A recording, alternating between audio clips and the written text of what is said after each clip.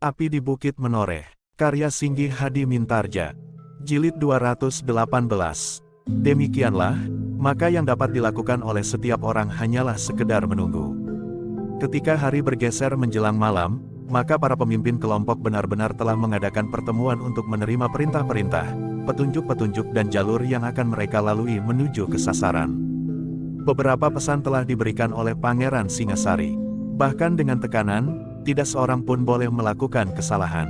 Kita akan memasuki padepokan itu dalam kelompok-kelompok. Jika satu kelompok melakukan kesalahan, maka yang lain akan sulit untuk membantu, karena setiap kelompok akan mempunyai tugas yang hampir sama beratnya. Karena itu, maka kalian harus berbuat dengan penuh tanggung jawab. Para pemimpin kelompok itu pun mengangguk-angguk. Rasa-rasanya semuanya memang sudah menjadi jelas apa yang akan mereka lakukan. Bahkan seakan-akan mereka telah melihat peristiwa yang bakal terjadi besok pagi-pagi. Ketika para pemimpin kelompok itu kembali ke tempat mereka masing-masing, maka mereka pun segera memanggil orang-orang yang termasuk dalam kelompok mereka. Para senapati itu telah menyampaikan segala perintah, pesan dan petunjuk dari Pangeran Singasari. Pangeran Singasari pun telah memanggil para perwira dan prajurit yang termasuk ke dalam kelompoknya. Namun ternyata bahwa Pangeran Singasari tidak memanggil Kiai Gringsing dan keempat orang yang bersamanya, termasuk Raden Rangga. Seorang perwira memang bertanya, bagaimana dengan orang tua itu Pangeran? Biar saja, orang itu memiliki kelebihan. Karena itu, biar saja mereka tidak usah ikut berbicara. Mereka tidak memerlukan petunjuk dan pesan. Mereka justru akan mampu mengatasi masalah yang timbul, jawab Pangeran Singasari. Tetapi mereka sebaiknya mengetahui batas-batas tugas mereka, berkata perwira itu. Aku sudah mengatakan, bahwa mereka harus menunggu perintah yang akan aku berikan kemudian, berkata Pangeran Singasari. Perwira itu hanya mengangguk-angguk saja. Semua kebijaksanaan memang berada di tangan Pangeran Singasari. Ketika malam mulai gelap, maka Pangeran Singasari memerintahkan semua prajurit yang akan berangkat besok untuk beristirahat. Mereka harus menghemat tenaga yang akan dipergunakannya besok untuk bertempur melawan orang-orang Nagaraga. Mereka masih belum dapat meramalkan, apakah mereka harus bertempur sampai tengah hari, atau sehari penuh atau justru lebih dari itu. Karena itu, maka di ujung malam itu, perkemahan orang-orang Mataram itu menjadi sepi. Para prajurit pun telah berbaring dan berusaha untuk dapat tidur, selain mereka yang bertugas. Raden Rangga yang gelisah itu pun ternyata tidak banyak melontarkan pembicaraan. Ia pun telah berbaring pula dan dalam waktu yang terhitung singkat, ternyata Raden Rangga itu pun telah tertidur pula. Gelagah Putih dan Sabung Sari masih sempat tersenyum mendengar nafas Raden Rangga yang mengalir teratur. Namun mereka sendiri pun rasa-rasanya telah menjadi mengantuk pula, sehingga mereka pun segera telah jatuh tertidur pula. Tetapi Kiai Gringsing dan Ki Jayaraga masih duduk sambil berbincang tentang berbagai macam hal. Terutama tentang sikap Pangeran Singasari. Ketika Kiai Gringsing di luar sadarnya memandang tubuh Raden Rangga yang terbujur diam, ia menarik nafas dalam-dalam. Hampir di luar sadarnya pula ia berkata, apa yang dilihatnya di dalam, mimpi benar-benar ada di padepokan itu. Anak yang aneh, sahut Ki Jayaraga, dalam tidur ia tidak lebih dari anak-anak yang lain. Wujud wadaknya, berkata Kiai Gringsing, tetapi justru di dalam tidur ia sering mengalami satu kehidupan yang lain. Iya, Kiai benar, berkata Ki Jayaraga, anak itu memang diliputi oleh satu rahasia yang sangat sulit untuk dipecahkan. Kiai Gringsing mengangguk-angguk, tetapi ia tidak lagi berbicara tentang Raden Rangga, namun mereka pun telah berbicara lagi tentang serangan yang bakal dilakukan oleh pasukan Mataram terhadap padepokan itu. Pangeran Singasari memang tidak memberikan pesan apapun kepada mereka, sehingga Ki Jayaraga itu pun kemudian berkata, agaknya kita akan benar-benar menjadi orang-orang yang tidak berarti di sini. Pangeran Singasari sama sekali tidak ingin berbicara dengan kita. Mungkin Pangeran Singasari ingin menunjukkan bahwa ia mampu menyelesaikan tugas ini sendiri. Tanpa kita sekalipun, berkata Kiai Gringsing, menurut perhitunganku, Pangeran Singasari pernah mengenal aku. Bukan maksudku untuk menyombongkan diri, tetapi setidak-tidaknya ia harus menganggap aku berguna baginya. Kiai benar, berkata Ki Jayaraga, Pangeran Singasari ingin memberikan kesan kepada para perwira Mataram, bahwa ia dapat melakukannya sendiri tanpa keterlibatan kita. Bukankah dengan demikian ia akan mendapat pujian dari Panembahan Senapati? Desis Kiai Gringsing. Ki Jayaraga mengangguk-angguk. Tetapi sebagai orang tua maka mereka lebih baik mengikuti garis kebijaksanaan Pangeran Singasari meskipun dalam keadaan yang paling gawat mereka harus berbuat sesuatu tanpa menunggu perintahnya. Ketika malam menjadi semakin larut, maka kedua orang tua itu pun mulai membenahi tempat yang akan dipergunakannya untuk berbaring. Mereka pun ingin beristirahat serba sedikit sebelum besok menjelang pagi mereka harus sudah ikut dalam pasukan Mataram yang akan memasuki Padepokan Nagaraga. Tetapi kedua orang itu terkejut ketika tiba-tiba saja mereka mendengar Gelagah Putih mengigau dalam tidurnya. Bahkan kemudian seperti memanggil-manggil, "Raden, Raden, tunggu." Kedua orang tua itu pun segera bangkit. Mereka memang akan membangunkan Gelagah Putih, tetapi tidak dengan serta-merta, karena memang seharusnya mereka tidak boleh mengejutkan orang yang sedang mengigau dalam tidur. Tetapi sebelum keduanya menyentuh tubuh Gelagah Putih, ternyata Gelagah Putih sudah terbangun. Bahkan bukan saja Gelagah Putih, tetapi kemudian Raden Rangga pun telah bangkit pula dan duduk sambil mengusap matanya. "Kau mengigau di dalam tidurmu Gelagah Putih," berkata Kiai Gringsing. Gelagah Putih menarik nafas dalam-dalam. Ketika ia melihat Raden Rangga duduk, maka Gelagah Putih itu pun melangkah mendekatinya. "Kau tidak apa-apa Raden?" bertanya Gelagah Putih. Raden Rangga tidak segera menjawab. Tetapi dalam pada itu, Sabung Sari pun telah bangun pula. Ketika ia kemudian duduk, maka ia menjadi heran, bahwa semua orang telah terbangun pula. "Ada apa Kiai?" desis Sabung Sari. "Ternyata aku terbangun paling akhir."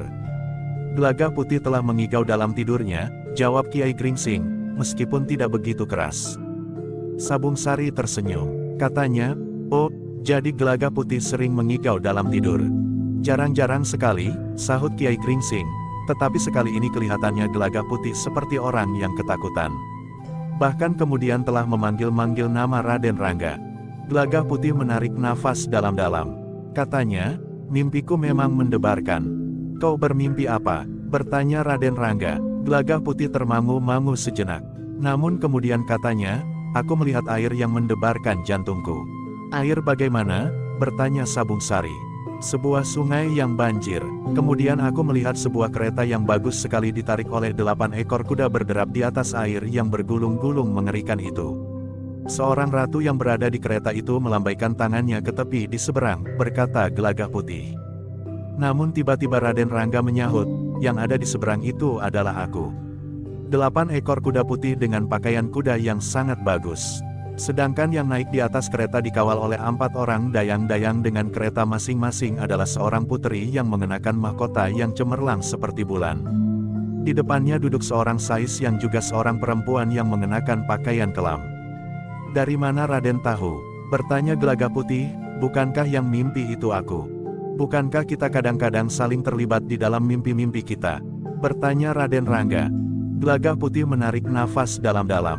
Sementara itu Kiai Gringsing yang juga heran mendengar Raden Rangga yang dapat menyambung keterangan Gelagah Putih tentang mimpinya berdesis, "Memang kadang-kadang di luar nalar." Raden Rangga menarik nafas dalam-dalam, sementara Gelagah Putih menjadi tegang. Dengan nada berat ia berkata, "Ternyata Raden tertarik dan memperhatikan kereta itu." "Kau lihat puteri yang memakai mahkota yang bercahaya kekuningan?" bertanya Raden Rangga. "Iya, dengan sais berpakaian warna gelap," jawab Gelagah Putih. "Wujud dari puteri itu adalah wujud ibuku. Wajahnya adalah wajah ibuku. Kecantikannya adalah kecantikan ibuku. Tubuh yang ramping dengan pakaian yang gemerlapan itu adalah tubuh ibuku. Tetapi ibuku adalah perempuan yang sederhana meskipun ia istri Panembahan Senapati. Apalagi ibu diambil oleh ayahanda dari sengkerannya sebelum ayahanda menjadi Panembahan Senapati seperti sekarang ini. Meskipun dalam wujudnya aku melihat ibunda, tetapi aku merasa bahwa ibunda tidak akan mendapatkan kebebasan seperti puteri itu," berkata Raden Rangga dengan nada berat. Bahkan nada suaranya masih menurun lagi. "Meskipun demikian, rasanya memang ada ikatan antara aku dan puteri itu. Aku tidak kuasa lagi menolak lambaian tangannya. Meskipun demikian aku memang mencoba untuk bertahan. Seperti waktu-waktu yang lewat aku mohon kesempatan untuk tidak menyertainya." "Ya," Gelagah Putih tiba-tiba memotong, "Raden memang menolak. Raden tidak mendekat." "Ya, aku ingat sekarang.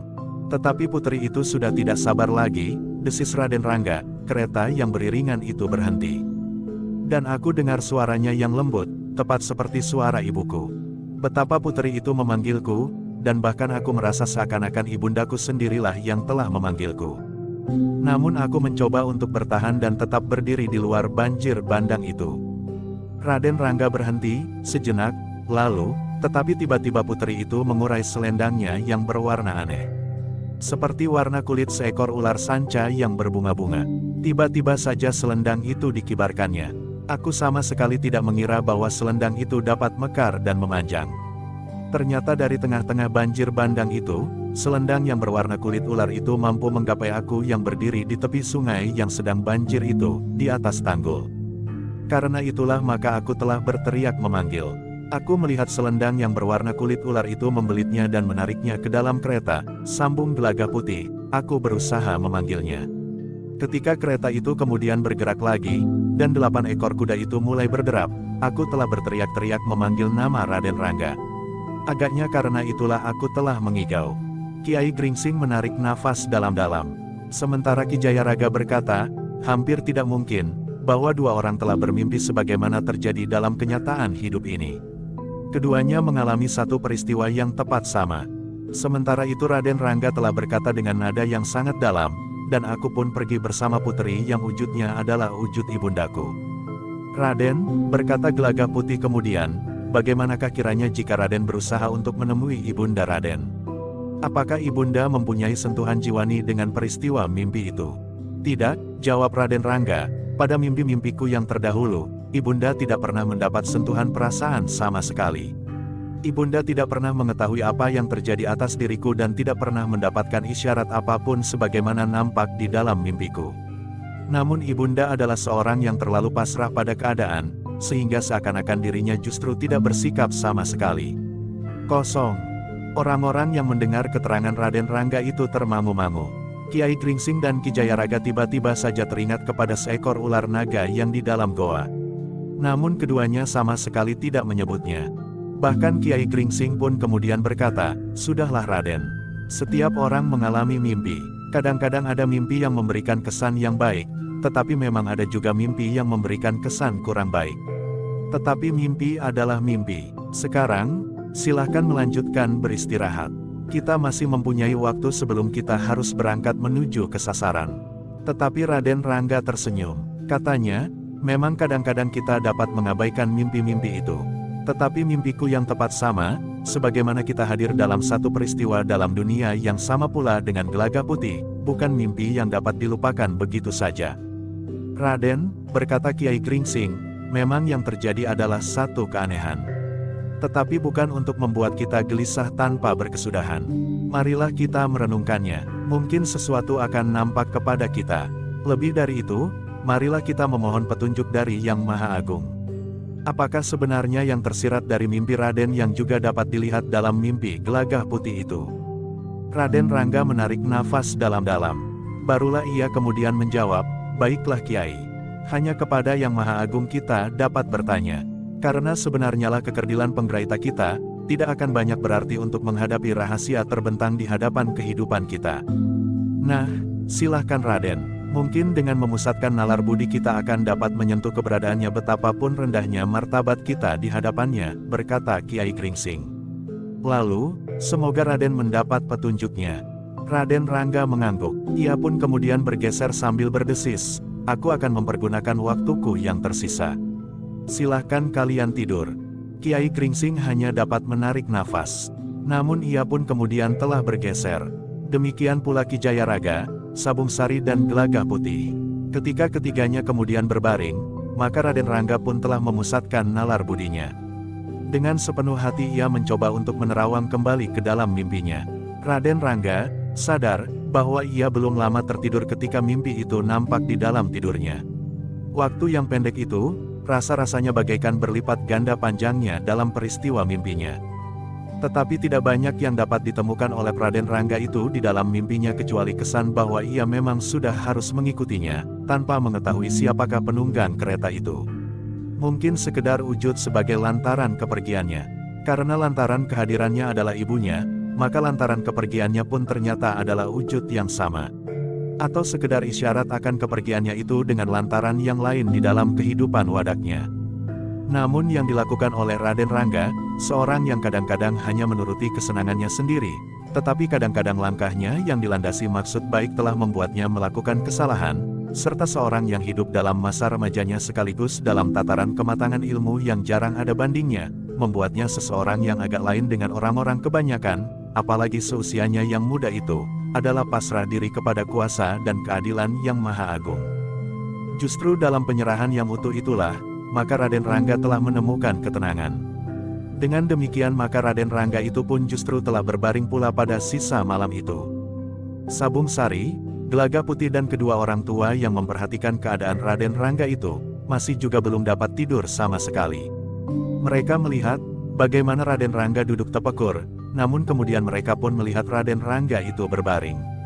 Tetapi mereka masih belum tahu, apa yang telah terjadi di dalam diri anak muda itu. Tetapi ternyata bahwa Raden Rangga telah tertidur lebih dahulu dari keempat orang yang lain itu. Kiai Gringsing hanya dapat menarik nafas dalam-dalam. Tetapi ia mengucap syukur bahwa Raden Rangga telah menemukan ketenangannya. Ternyata dengan nafasnya yang teratur serta sikapnya yang nampak pasrah itu, Raden Rangga benar-benar telah tertidur. Di sisa waktu yang pendek itu, ternyata Kiai Gringsing, Ki Jayaraga, Sabung Sari dan Gelaga Putih pun sempat tidur barang sejenak. Namun mereka pun segera terbangun ketika mereka mendengar isyarat bagi para prajurit Mataram untuk bersiap-siap. Ketika keempat orang itu terbangun, mereka melihat Raden Rangga telah duduk pula sambil menyilangkan tangan di dadanya. "Raden telah bangun?" bertanya Gelaga Putih sambil mendekat. Raden Rangga tersenyum sambil menyahut, "Sebagaimana kau lihat. Apakah Raden bermimpi lagi?" bertanya Gelaga Putih pula. "Tidak, aku tidak bermimpi lagi," jawab Raden Rangga. Namun kemudian katanya, "Duduklah." Gelaga Putih pun kemudian duduk di dekat Raden Rangga. Sementara itu, para prajurit Mataram telah mulai bersiap-siap untuk berangkat menuju ke sasaran, Padepokan Nagaraga. "Kita akan memasuki Padepokan Nagaraga," berkata Raden Rangga, "satu tugas yang memang berat bagi Pamanda Pangeran Singasari." "Ya," jawab Gelaga Putih, "kita akan benar-benar berhadapan dengan kekuatan yang besar." Ternyata Nagaraga memang sebuah padepokan yang kuat. Sebagaimana Raden melihatnya dalam mimpi, maka Kiai Gringsing dan Ki Jayaraga telah melihatnya pula. Dinding-dinding yang membagi padepokan itu menjadi beberapa bagian. Sanggar yang jumlahnya sebanyak bagian yang ada, serta sanggar yang besar dan terbuka di bagian belakang. "Berhati-hatilah Gelaga Putih," pesan Raden Rangga, "kau tidak boleh hilang dalam pertempuran itu." "Maksud Raden?" bertanya Gelaga Putih. "Sudahlah, kau sebaiknya berbenah diri," berkata Raden Rangga, "nanti kau ketinggalan." Pamanda Singasari tidak akan mau mendengar alasan apapun bagi mereka yang dianggapnya terlambat. Gelaga Putih mengangguk kecil, ia pun kemudian meninggalkan Raden Rangga. Ketika ia masih melihat beberapa perwira yang pergi ke sebuah sungai kecil, maka ia pun pergi juga untuk menyiram wajahnya agar menjadi semakin segar. Pada saat yang ditentukan, semuanya ternyata sudah bersiap. Raden Rangga pun telah bersiap pula. Namun ketika Gelaga Putih melihatnya, ia terkejut. Raden Rangga ternyata membelitkan sehelai kain putih di lehernya. "Apa artinya itu, Raden?" bertanya Gelaga Putih. Raden Rangga tidak pernah mengenakan sehelai kain putih di leher seperti itu. "Aku telah mandi keramas di sebuah belik kecil di bawah pohon preh itu," berkata Raden Rangga. "Pohon preh yang mana?" Gelaga Putih menjadi heran. Raden Rangga menunjuk ke kejauhan. Tetapi Gelaga Putih tidak melihat pohon itu, karena kegelapan masih meliputi padang perdu itu. Bahkan dengan mengingat-ingat, apakah kemarin atau hari-hari sebelumnya ia melihat pohon preh itu. Namun ia sama sekali tidak teringat, bahwa di sekitar tempat itu ada sebatang pohon preh. Namun Gelaga Putih tidak bertanya tentang pohon preh itu. Tetapi dengan cemas ia memperhatikan kain putih di leher Raden Rangga itu. Raden Rangga pun agaknya menyadari, bahwa Gelaga Putih selalu memperhatikan kain putih itu. Karena itu, maka katanya, "Jangan memandang aku seperti itu, Gelaga Putih. Pandanglah masa depanmu yang panjang. Banyak hal yang telah kita lakukan bersama. Namun selama ini agaknya hal yang tidak sempat kita nilai di antara yang pernah kita lakukan itu. Karena itu, maka usahakanlah waktu untuk menilainya. Yang baik, lakukanlah untuk seterusnya, sementara yang kau anggap kurang baik, kau dapat meninggalkannya. Namun satu hal yang barangkali berarti bagimu adalah cara-cara menempa diri sebagaimana pernah kita lakukan bersama. Pesan Raden membuat aku menjadi semakin berdebar-debar, berkata Gelagah Putih. Tetapi Raden Rangga tertawa, katanya, tidak ada yang perlu dicemaskan. Yang harus terjadi biarlah terjadi. Tidak seorang pun akan mampu melawannya. Gelagah Putih menarik nafas dalam-dalam. Sentuhan di hatinya terasa semakin kuat, bahwa isyarat di dalam mimpi itu merupakan isyarat yang pahit bagi Raden Rangga.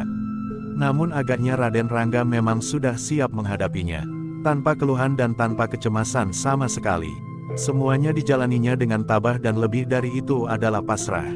Agaknya kedua anak muda itu tidak dapat berbincang lebih lama lagi. Mereka harus segera mempersiapkan diri ke dalam kelompoknya masing-masing.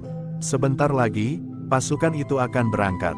Seperti yang sudah ditentukan, maka Kiai Gringsing, Ki Jayaraga, Gelagah Putih, Sabung Sari dan Raden Rangga berada di dalam kelompok yang dipimpin langsung oleh Pangeran Singasari. Karena itu maka mereka pun segera menempatkan dirinya di dalam kelompok itu. Agaknya baru saat itu Pangeran Singasari bertemu langsung dengan Raden Rangga. Karena itu, maka ia pun telah menyapanya, "Kau Rangga." "Ya Pamanda, aku sudah berada di tempat ini bersama Kiai Gringsing dan Ki Jayaraga," jawab Raden Rangga. "Aku sudah tahu, dan sekarang kau berada di dalam kelompok yang aku pimpin langsung.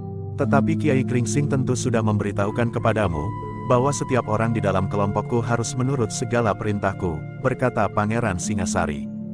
"Aku mengerti Paman," jawab Raden Rangga.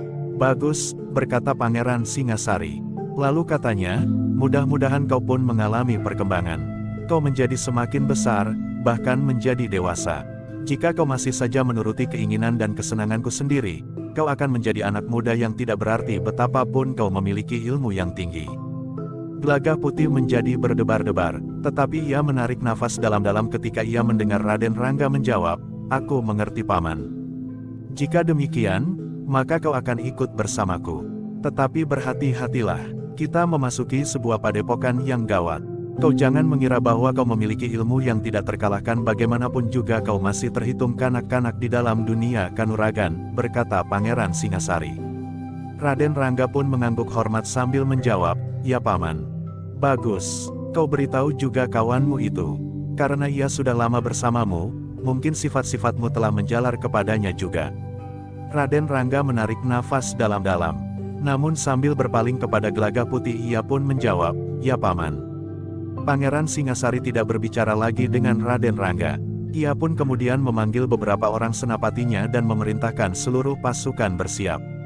Seperti yang telah ditentukan, maka pasukan itu dibagi menjadi 6 kelompok.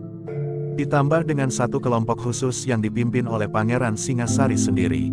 Semua perwira dan prajurit yang telah diperintahkan untuk ikut serta memasuki padepokan itu. Yang diperhitungkan sebagai pasukan cadangan adalah kelompok khusus itu sendiri, meskipun Pangeran Singasari berhasrat untuk dapat bertemu langsung dengan pemimpin padepokan Nagaraga. Ketika pasukan itu sudah siap seluruhnya, maka Pangeran Singasari memerintahkan pasukan itu untuk bergerak. 4 petugas sandi yang pernah melihat padepokan Nagaraga sebelumnya harus berjalan di paling depan. 3 kelompok mengikuti 2 di antara petugas sandi itu, sementara yang 3 kelompok mengikuti 2 orang yang lain. Mereka akan memasuki padepokan itu dari arah yang berbeda-beda, karena seperti yang diperintahkan oleh Pangeran Singasari, setiap kelompok akan memasuki tiap bagian dari padepokan itu. Menurut perhitungan, maka di setiap bagian itu tentu terdapat seorang yang sudah diberi wewenang oleh pemimpin tertinggi padepokan Nagaraga untuk menempa murid-murid mereka sendiri. Sementara itu, Pangeran Singasari dan kelompoknya akan memasuki padepokan itu lewat pintu gerbang. Ia berharap bahwa pemimpin tertinggi padepokan itu ada di bangunan induk yang ada di bagian depan padepokan itu, sehingga jika mereka memasuki padukuhan induk lewat pintu gerbang, maka mereka akan mencapai bangunan induk itu. Dengan hati-hati pasukan itu mulai bergerak. Ketika Kiai Gringsing mengangkat wajahnya, maka dilihatnya warna semburat merah mulai membayang di langit. Sebenarnya lah Pangeran Singasari tepat berpegangan pada rencana yang sudah disusun, berkata Kiai Gringsing di dalam hatinya. Jarak antara perkemahan itu sampai ke sasaran memang tidak terlalu jauh. Tetapi kedua tempat itu rasa-rasanya memang terpisah. Dengan penuh kewaspadaan Pangeran Singasari memimpin pasukannya mendekati padepokan Nagaraga yang besar namun yang bagaikan masih tertidur lelap. Sebenarnya lah bahwa padepokan Nagaraga masih tertidur. Tetapi bukan berarti tidak ada yang terbangun di antara mereka. Para petugas tetap pada tempatnya masing-masing, mengamati keadaan dengan saksama. Ketika pasukan Mataram mendekati padepokan itu, maka Pangeran Singasari pun telah memberikan isyarat agar pasukan segera berbagi.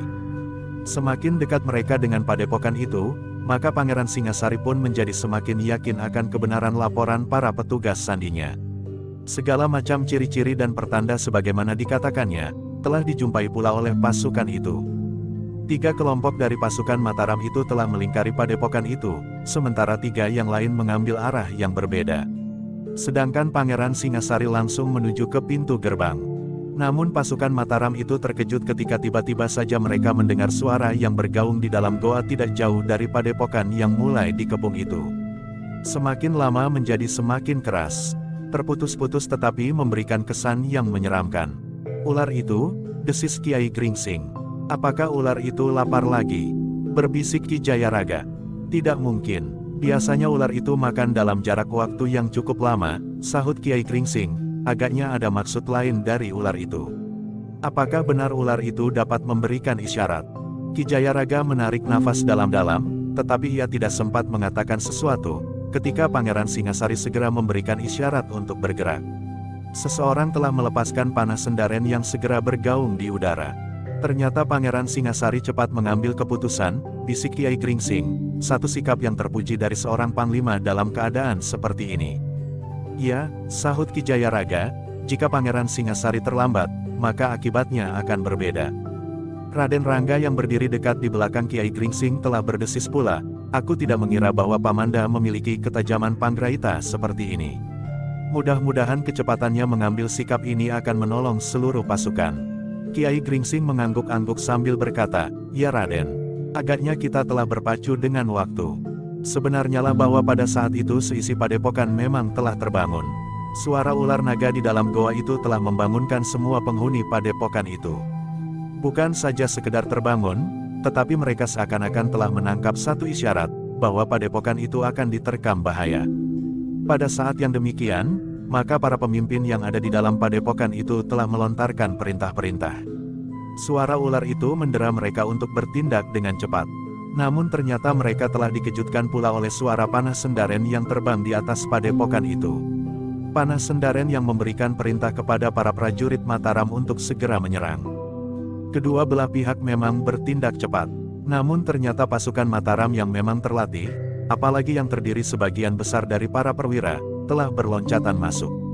Mereka terbagi menjadi kelompok-kelompok yang langsung menuju sasaran sebagaimana telah diberikan pengarahan oleh Pangeran Singasari. Para senapati yang memimpin kelompok-kelompok itu pun telah berada di lingkungan sebagaimana ditentukan. Ternyata tidak banyak perbedaan antara petunjuk yang mereka dengar dari Pangeran Singasari sebagai hasil laporan para petugas sandi yang datang sebelumnya dengan kenyataan yang mereka hadapi. "Laporan yang cermat," berkata para senapati itu di dalam hatinya setelah mereka berada di dalam padepokan itu. Dengan kelompok yang kecil, maka pasukan Mataram itu pun segera mengambil langkah-langkah sebagaimana direncanakan. Setiap pemimpin kelompok berusaha untuk mendapatkan inti kekuatan dari penghuni padepokan itu di setiap bagian. Dengan bekal yang diberikan oleh Pangeran Singasari, maka para senapati itu pun segera menempatkan dirinya untuk menghadapi kekuatan di padepokan itu. Kehadiran pasukan Mataram yang tiba-tiba itu memang mengejutkan. Isyarat yang dilontarkan oleh ular naga di dalam goa itu memang banyak menolong. Tetapi kecepatan gerak pasukan Mataram telah mendahului merebut waktu yang sangat berharga itu. Apalagi orang-orang padepokan Nagaraga itu tidak mengira bahwa pasukan Mataram akan bergerak secepat itu. Dalam waktu yang singkat, di 6 bagian dari padepokan itu telah terjadi pertempuran yang sengit. Seperti yang diperhitungkan, bahwa di setiap bagian itu merupakan perguruan-perguruan kecil yang terpisah meskipun masih tetap di bawah kuasa pemimpin tertinggi dari perguruan Nagaraga. Kecepatan bergerak para prajurit Mataram memang banyak memberikan keuntungan. Apalagi para prajurit Mataram di bawah pimpinan Pangeran Singasari itu tidak merasa ragu untuk bertindak. Bagi Mataram, Nagaraga adalah sebuah perguruan yang tidak pantas untuk diampuni. Mereka sudah mencoba untuk langsung membunuh Panembahan Senapati. Bagi Pangeran Singasari, Nagaraga memang sudah memberontak dan pantas dihukum. Meskipun demikian, para senapati yang memasuki lingkungan yang terpisah-pisah itu masih juga mempergunakan untuk meneriakkan perintah agar orang-orang Nagaraga menyerah. "Lepaskan senjata kalian," teriak para senapati itu. Siapa yang menyerah akan mendapat kesempatan untuk hidup. Tetapi yang mengeraskan hatinya, akan dihukum mati dalam pertempuran ini. Tetapi orang-orang Nagaraga tidak menghiraukannya. Mereka telah siap melawan pasukan Mataram dengan sekuat-kuat kemampuan yang ada di Nagaraga. Apalagi menurut penglihatan mereka, jumlah pasukan Mataram memang tidak terlalu banyak. Dengan demikian maka pertempuran pun telah membakar seisi padepokan itu. Dengan kemenangan waktu yang sedikit, maka pasukan Mataram telah berhasil menggertak lawan pada gerakan pertama. Para perwira Mataram itu telah berhasil dengan cepat melukai beberapa orang lawan. Tetapi ternyata bahwa jumlah lawan memang lebih banyak dari jumlah prajurit Mataram yang memasuki padepokan itu. Sementara itu Pangeran Singasari masih berada di luar regol. Ketika pertempuran berkobar di seluruh sudut padepokan itu, maka matahari pun mulai naik dan menerangi langit dan bumi. Pangeran Singasari masih menunggu sesaat. Jika salah satu kelompok pasukannya mengalami kesulitan, kelompok itu harus segera memberikan isyarat, meskipun Pangeran Singasari sudah memerintahkan bahwa setiap kelompok harus berusaha mengatasi kesulitan mereka masing-masing. Namun jika mereka memang menghadapi satu kenyataan, maka mereka memang harus memberikan laporan lewat isyarat. Tetapi agaknya pasukan Mataram tidak ada yang segera menghadapi kesulitan, sehingga karena itu, maka Pangeran Singasari pun telah mengambil keputusan untuk melakukan rencananya. Ia akan memasuki padepokan itu lewat pintu gerbang dan berusaha menemui pemimpin tertinggi padepokan Nagaraga. Jika pemimpin tertinggi itu bersedia menyerah, maka ia akan dibawa ke Mataram. Tetapi jika tidak, maka Pangeran Singasari mendapat wewenang untuk menyelesaikannya. Namun dalam pada itu, para prajurit Mataram memang merasa terganggu oleh suara yang bergaung namun terputus-putus itu. Suara itu kadang-kadang terdengar lambat, namun kadang-kadang memekik serasa menusuk jantung. Gaung yang patah-patah itu bergulung-gulung memenuhi udara padepokan Nagaraga dan menggetarkan setiap dada para prajurit Mataram. Sabung Sari juga merasa terganggu oleh suara itu. Karena itu ia pun berdesis, bagaimana mungkin seekor ular dapat meneriakkan suara seperti itu.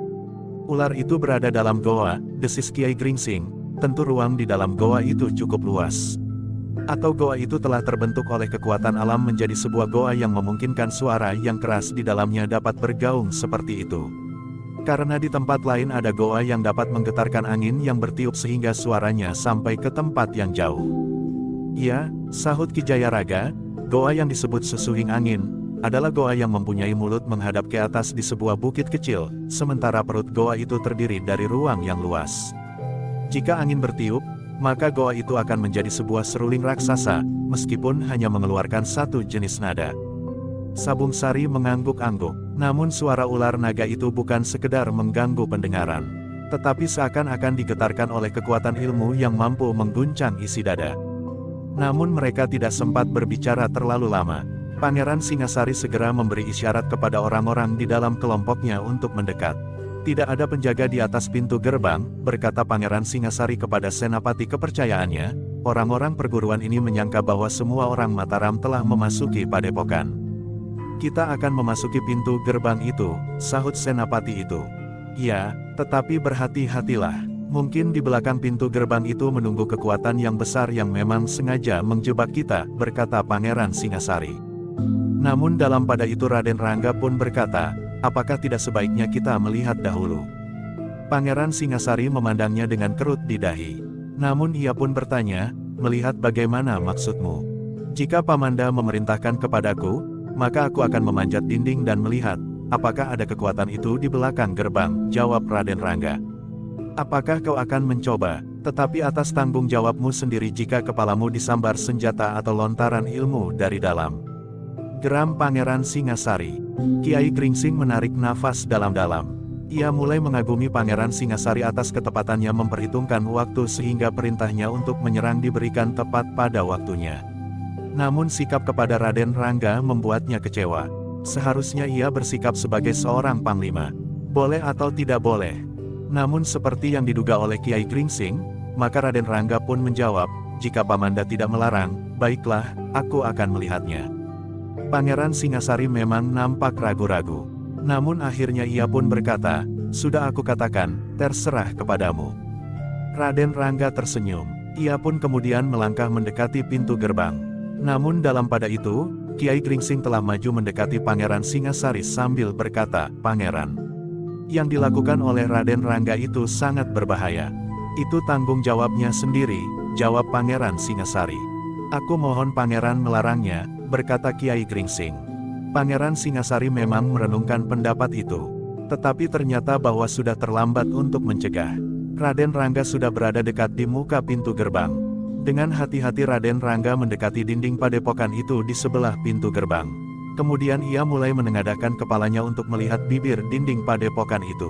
Ketika ia memandang ke arah Kiai Gringsing, ia melihat Kiai Gringsing itu melambaikan tangannya. Namun Raden Rangga justru hanya tersenyum saja. "Pangeran," berkata Kiai Gringsing, "apakah aku boleh mendekat?" "Kau tetap di sini," jawab Pangeran Singasari. "Kehadiran beberapa orang di pintu gerbang mungkin akan mempunyai akibat yang merugikan." "Aku akan berusaha untuk tidak menimbulkan akibat apapun," berkata Kiai Gringsing, "juga atas tanggung jawabku sendiri sebagaimana Raden Rangga." Pangeran Singasari mengerutkan keningnya, namun Pangeran Singasari itu pun kemudian ternyata menganggukkan kepalanya. Kiai Gringsing memang menjadi semakin tidak mengerti sifat kepemimpinan Pangeran Singasari. Tetapi ia memang merasa perlu untuk mendekati Raden Rangga. Dengan tergesa-gesa Kiai Gringsing melangkah menuju ke pintu gerbang pula. Tetapi ternyata bahwa Raden Rangga telah berusaha untuk meloncat. Tangannya menggapai bibir dinding padepokan itu di sebelah pintu gerbang. Perlahan-lahan Raden Rangga menarik tubuhnya ke atas. Memang satu sikap yang sulit sekali dilakukan oleh orang lain. Tetapi Raden Rangga dapat melakukannya. Perlahan-lahan tubuhnya memang terangkat, sementara kakinya tidak berjejak pada dinding padepokan itu. Tetapi Raden Rangga memang harus berhati-hati. Perlahan-lahan kepalanya terjulur di atas dinding padepokan. Jantung Raden Rangga memang berdesir, ia melihat beberapa orang yang bersiap berdiri di halaman padepokan itu menghadap ke arah pintu gerbang. Agaknya mereka sudah mengerti, bahwa sekelompok prajurit Mataram akan memasuki padepokan itu lewat pintu gerbang itu. Raden Rangga memperhatikan orang-orang itu sejenak. Di antara mereka terdapat seorang yang sudah mendekati masa senjanya, sebagaimana Kiai Gringsing. Tetapi seperti juga Kiai Gringsing, orang itu masih nampak kokoh dan matanya memancarkan ketajaman ilmunya. Raden Rangga memang terkejut ketika tiba-tiba saja orang itu berpaling kepadanya. Dengan tatapan matanya yang tajam itu, ia memandang kepadanya. "Nah," berkata orang itu, "aku memang menunggumu anak muda. Ternyata kau adalah anak muda yang berani, tetapi tidak mempunyai penalaran yang jernih. Aku sudah mengira bahwa kau akan mengintip dengan caramu itu. Namun dengan demikian aku tahu, bahwa kau memang mempunyai kelebihan dari orang lain. Tidak banyak orang dapat melakukan sebagaimana kau lakukan. Tetapi karena kau sudah melanggar hakku, maka kau harus mati. Terimalah nasibmu yang malang itu anak muda." Raden Rangga menyadari, bahwa ia akan mendapat serangan yang dahsyat dari orang itu. Karena itu, maka ia pun telah berada dalam puncak kemampuannya pula. Tetapi demikian cepatnya, orang itu mengangkat tangannya, telapak tangannya yang terbuka mengarah kepadanya. Raden Rangga hampir tidak mempunyai waktu. Ia memang dengan serta-merta menelusur turun. Tetapi sambaran ilmu orang itu benar-benar dahsyat sekali. Kecepatan gerak Raden Rangga pun telah mengherankan pula bagi orang tua itu. Demikian cepatnya anak itu tanggap akan keadaan. Namun sambaran yang meluncur selapis daun di atas dinding itu benar-benar telah menggetarkan setiap hati. Udara yang bergetar karena serangan itu, telah melemparkan Raden Rangga, sehingga Raden Rangga itu pun telah diterbangkan beberapa langkah. Namun untunglah, bahwa yang mengalami serangan itu adalah Raden Rangga. Demikian ia terlontar, maka ia masih sempat berputar di udara dan jatuh di atas kedua kakinya. Namun untuk sesaat Raden Rangga harus berjuang untuk memantapkan keseimbangan tubuhnya sehingga Raden Rangga itu tidak terjatuh karenanya. Pangeran Singasari dan para prajurit Mataram terkejut. Bahkan Kiai Gringsing, Ki Jayaraga, Sabung Sari dan Gelaga Putih pun terkejut pula. Namun mereka pun kemudian menarik nafas dalam-dalam ketika mereka melihat Raden Rangga masih berdiri tegak. "Gila," geram Raden Rangga, "ikat kepalaku." Ikat kepala Raden Rangga jatuh beberapa langkah daripadanya. Sementara itu Pangeran Singasari pun menjadi berdebar-debar. Jika bukan Raden Rangga, maka mungkin sekali kepala anak itu sudah terlepas, terbawa oleh sambaran ilmu yang meluncur dengan dahsyatnya itu. "Satu contoh ilmu yang luar biasa," desis Kiai Gringsing yang sudah berdiri selangkah di sebelah Raden Rangga. Raden Rangga pun menarik nafas dalam-dalam. Terasa jantungnya masih berdebaran oleh serangan maut yang hampir saja membakar rambutnya. Sambil melangkah memungut ikat kepalanya, Raden Rangga berkata, "Ada beberapa orang di halaman. Kita melaporkannya kepada Pangeran Singasari," berkata Kiai Gringsing. Sambil mengenakan ikat kepalanya, maka Raden Rangga dan Kiai Gringsing pun melangkah mendekati Pangeran Singasari.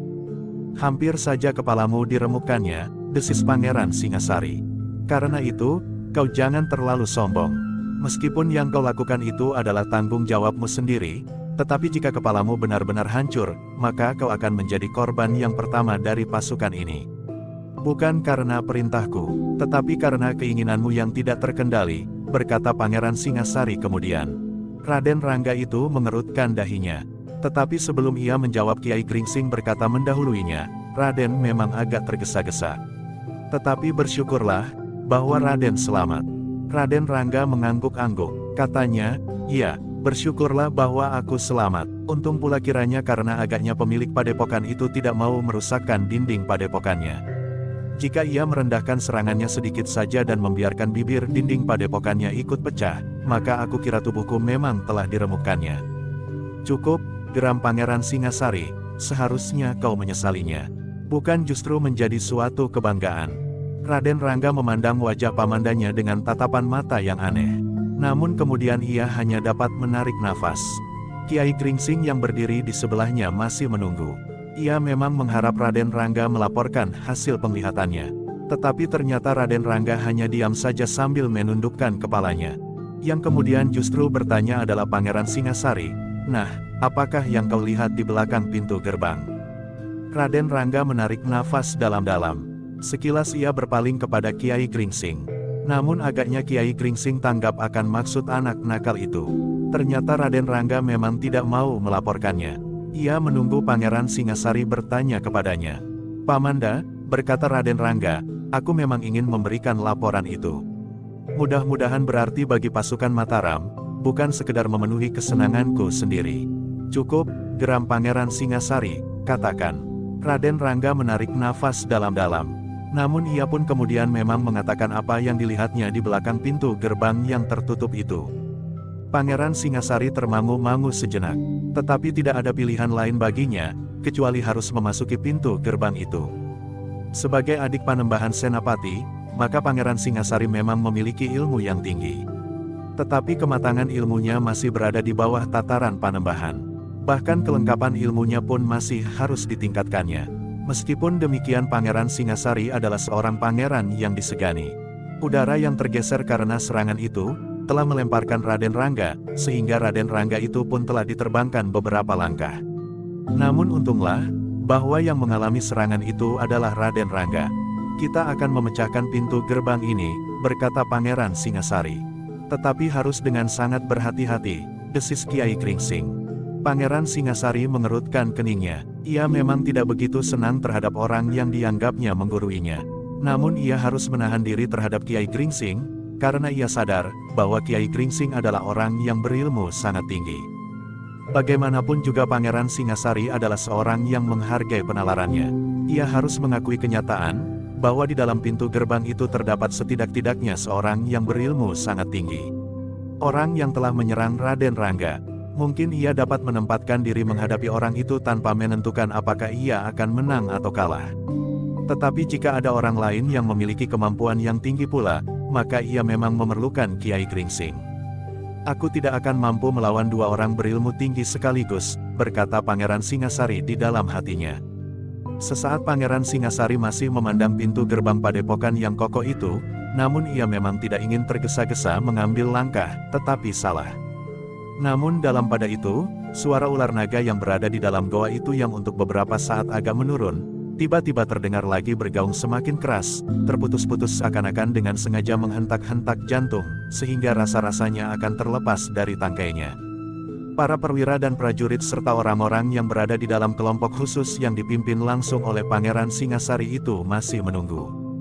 Sementara itu, di bagian-bagian yang terpisah-pisah di dalam padepokan itu, pertempuran berlangsung semakin lama semakin sengit.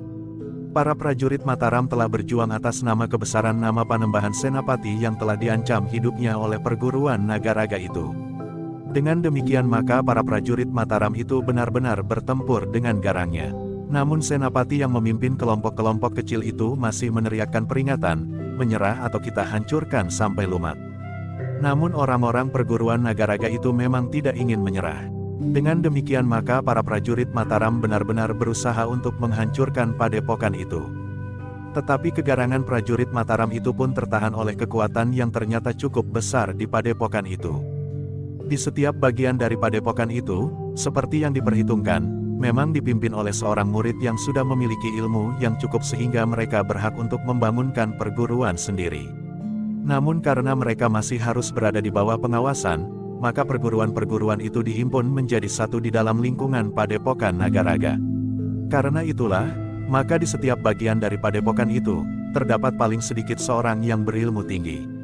Menghadapi kekuatan tertinggi di setiap bagian dari padepokan itu, maka senapati yang memimpin kelompok-kelompok itu tidak dapat bertempur seorang diri.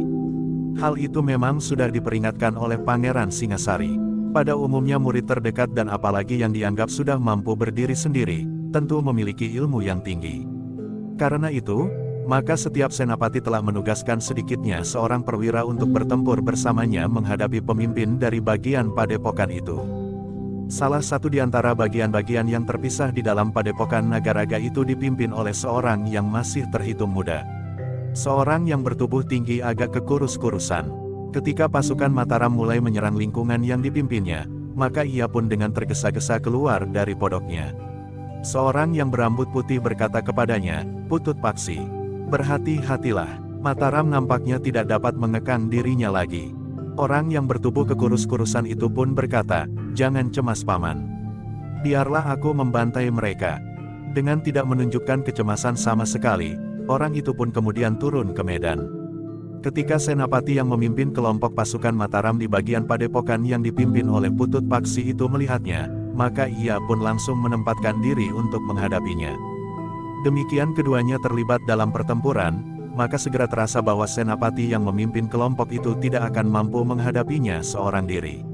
Karena itu, maka ia pun segera memberikan isyarat kepada perwira kepercayaannya yang memang sudah dipersiapkannya.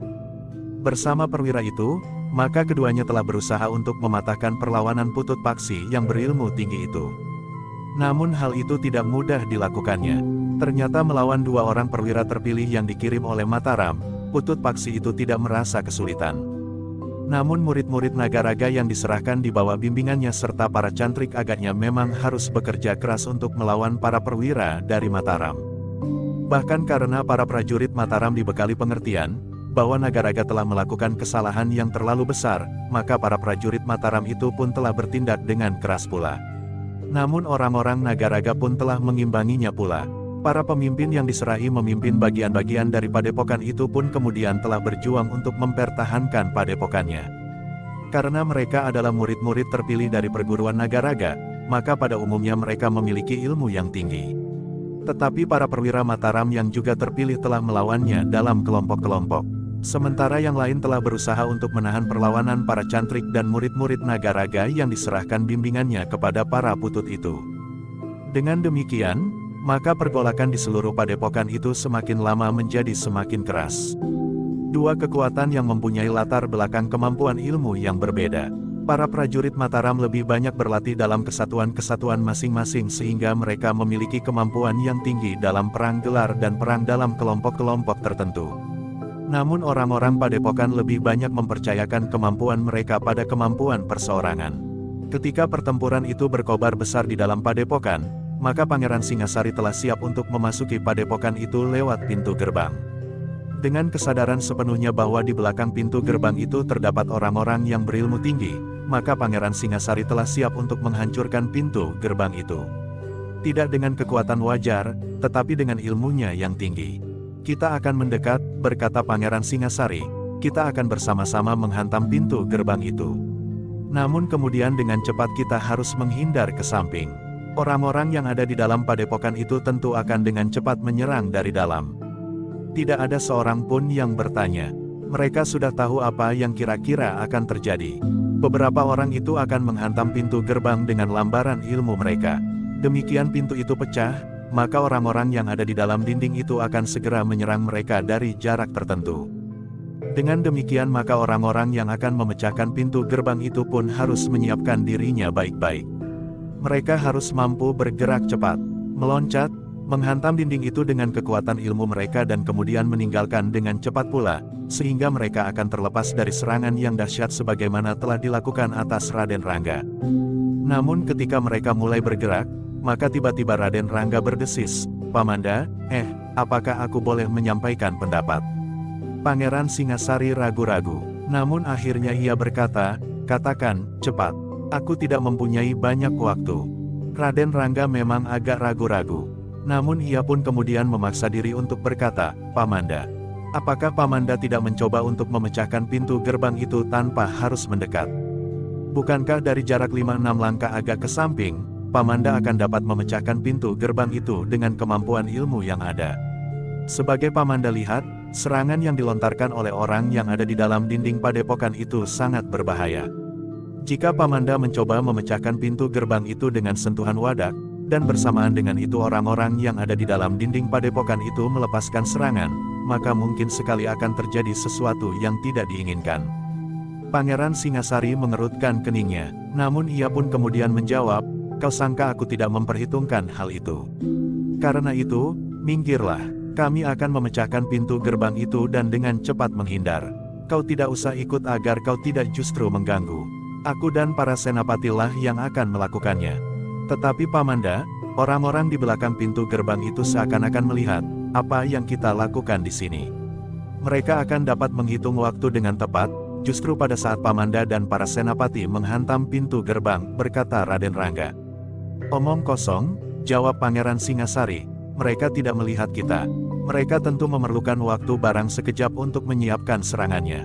Sementara itu, kita sudah berguling menyingsing. Tetapi bukankah ternyata bahwa orang itu seakan-akan melihat aku menjenguk dinding padepokan itu?" Berkata Raden Rangga kemudian, "Ia dapat menyebut setelah ia melihat kau. Ia dapat memperhitungkan apa yang sudah kau lakukan. Bukan karena ia melihatmu dengan menembus dinding," bentak Pangeran Singasari. Raden Rangga menarik nafas dalam-dalam. Tetapi keterangan pamannya itu memang masuk akal. Karena itu, maka Raden Rangga itu tidak berbicara lagi. Pangeran Singasari yang tertahan sejenak itu berdesis, "Rangga, aku peringatkan sekali lagi, bahwa kau hanya boleh berbuat sesuatu atas perintahku." Raden Rangga mengangguk hormat sambil menjawab, "Baik Pamanda." Pangeran Singasari tidak menghiraukannya lagi. Bersama dengan 2 orang senapati terpilihnya maka ia pun mendekat pintu gerbang itu selangkah demi selangkah. "Kenapa Paman tidak mempergunakan ilmunya untuk memecahkan pintu gerbang itu dari jarak tertentu? Menurut sepengetahuanku Pamanda memiliki kemampuan untuk melakukannya," desis Raden Rangga kepada Kiai Kringsing dan Ki Jayaraga. Kiai Kringsing mengerutkan keningnya, namun ia pun kemudian berbisik, "Mungkin Pangeran Singasari ragu-ragu, apakah kekuatan ilmunya mampu memecahkan pintu gerbang itu." Sementara itu Pangeran Singasari tidak mau merendahkan dirinya, "Minta bantuan kita." Namun Raden Rangga itu pun berkata, "Tetapi aku tetap mencemaskan keselamatan Pamanda Singasari." Kiai Kringsing mengerutkan keningnya, namun kemudian ia pun berkata, "Kita harus berbuat sesuatu." "Apa?" bertanya Raden Rangga. Kiai Kringsing tidak menjawab, tetapi ia berpaling ke arah para senapati dan prajurit Mataram yang menunggu dengan tegang.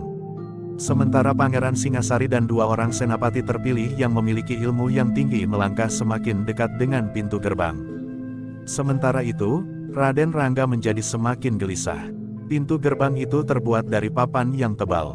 Namun pada sambungannya terdapat celah-celah yang dapat dipergunakan untuk mengintip keluar. Seandainya orang-orang yang ada di dalam pintu gerbang itu tidak dapat mengetahui yang terjadi di luar, maka lewat celah-celah pintu itu, seseorang akan dapat mengintip dan memberikan isyarat, kapan orang-orang di belakang pintu gerbang itu harus melepaskan ilmunya. "Kiai, Pamanda hampir meloncat," desis Raden Rangga.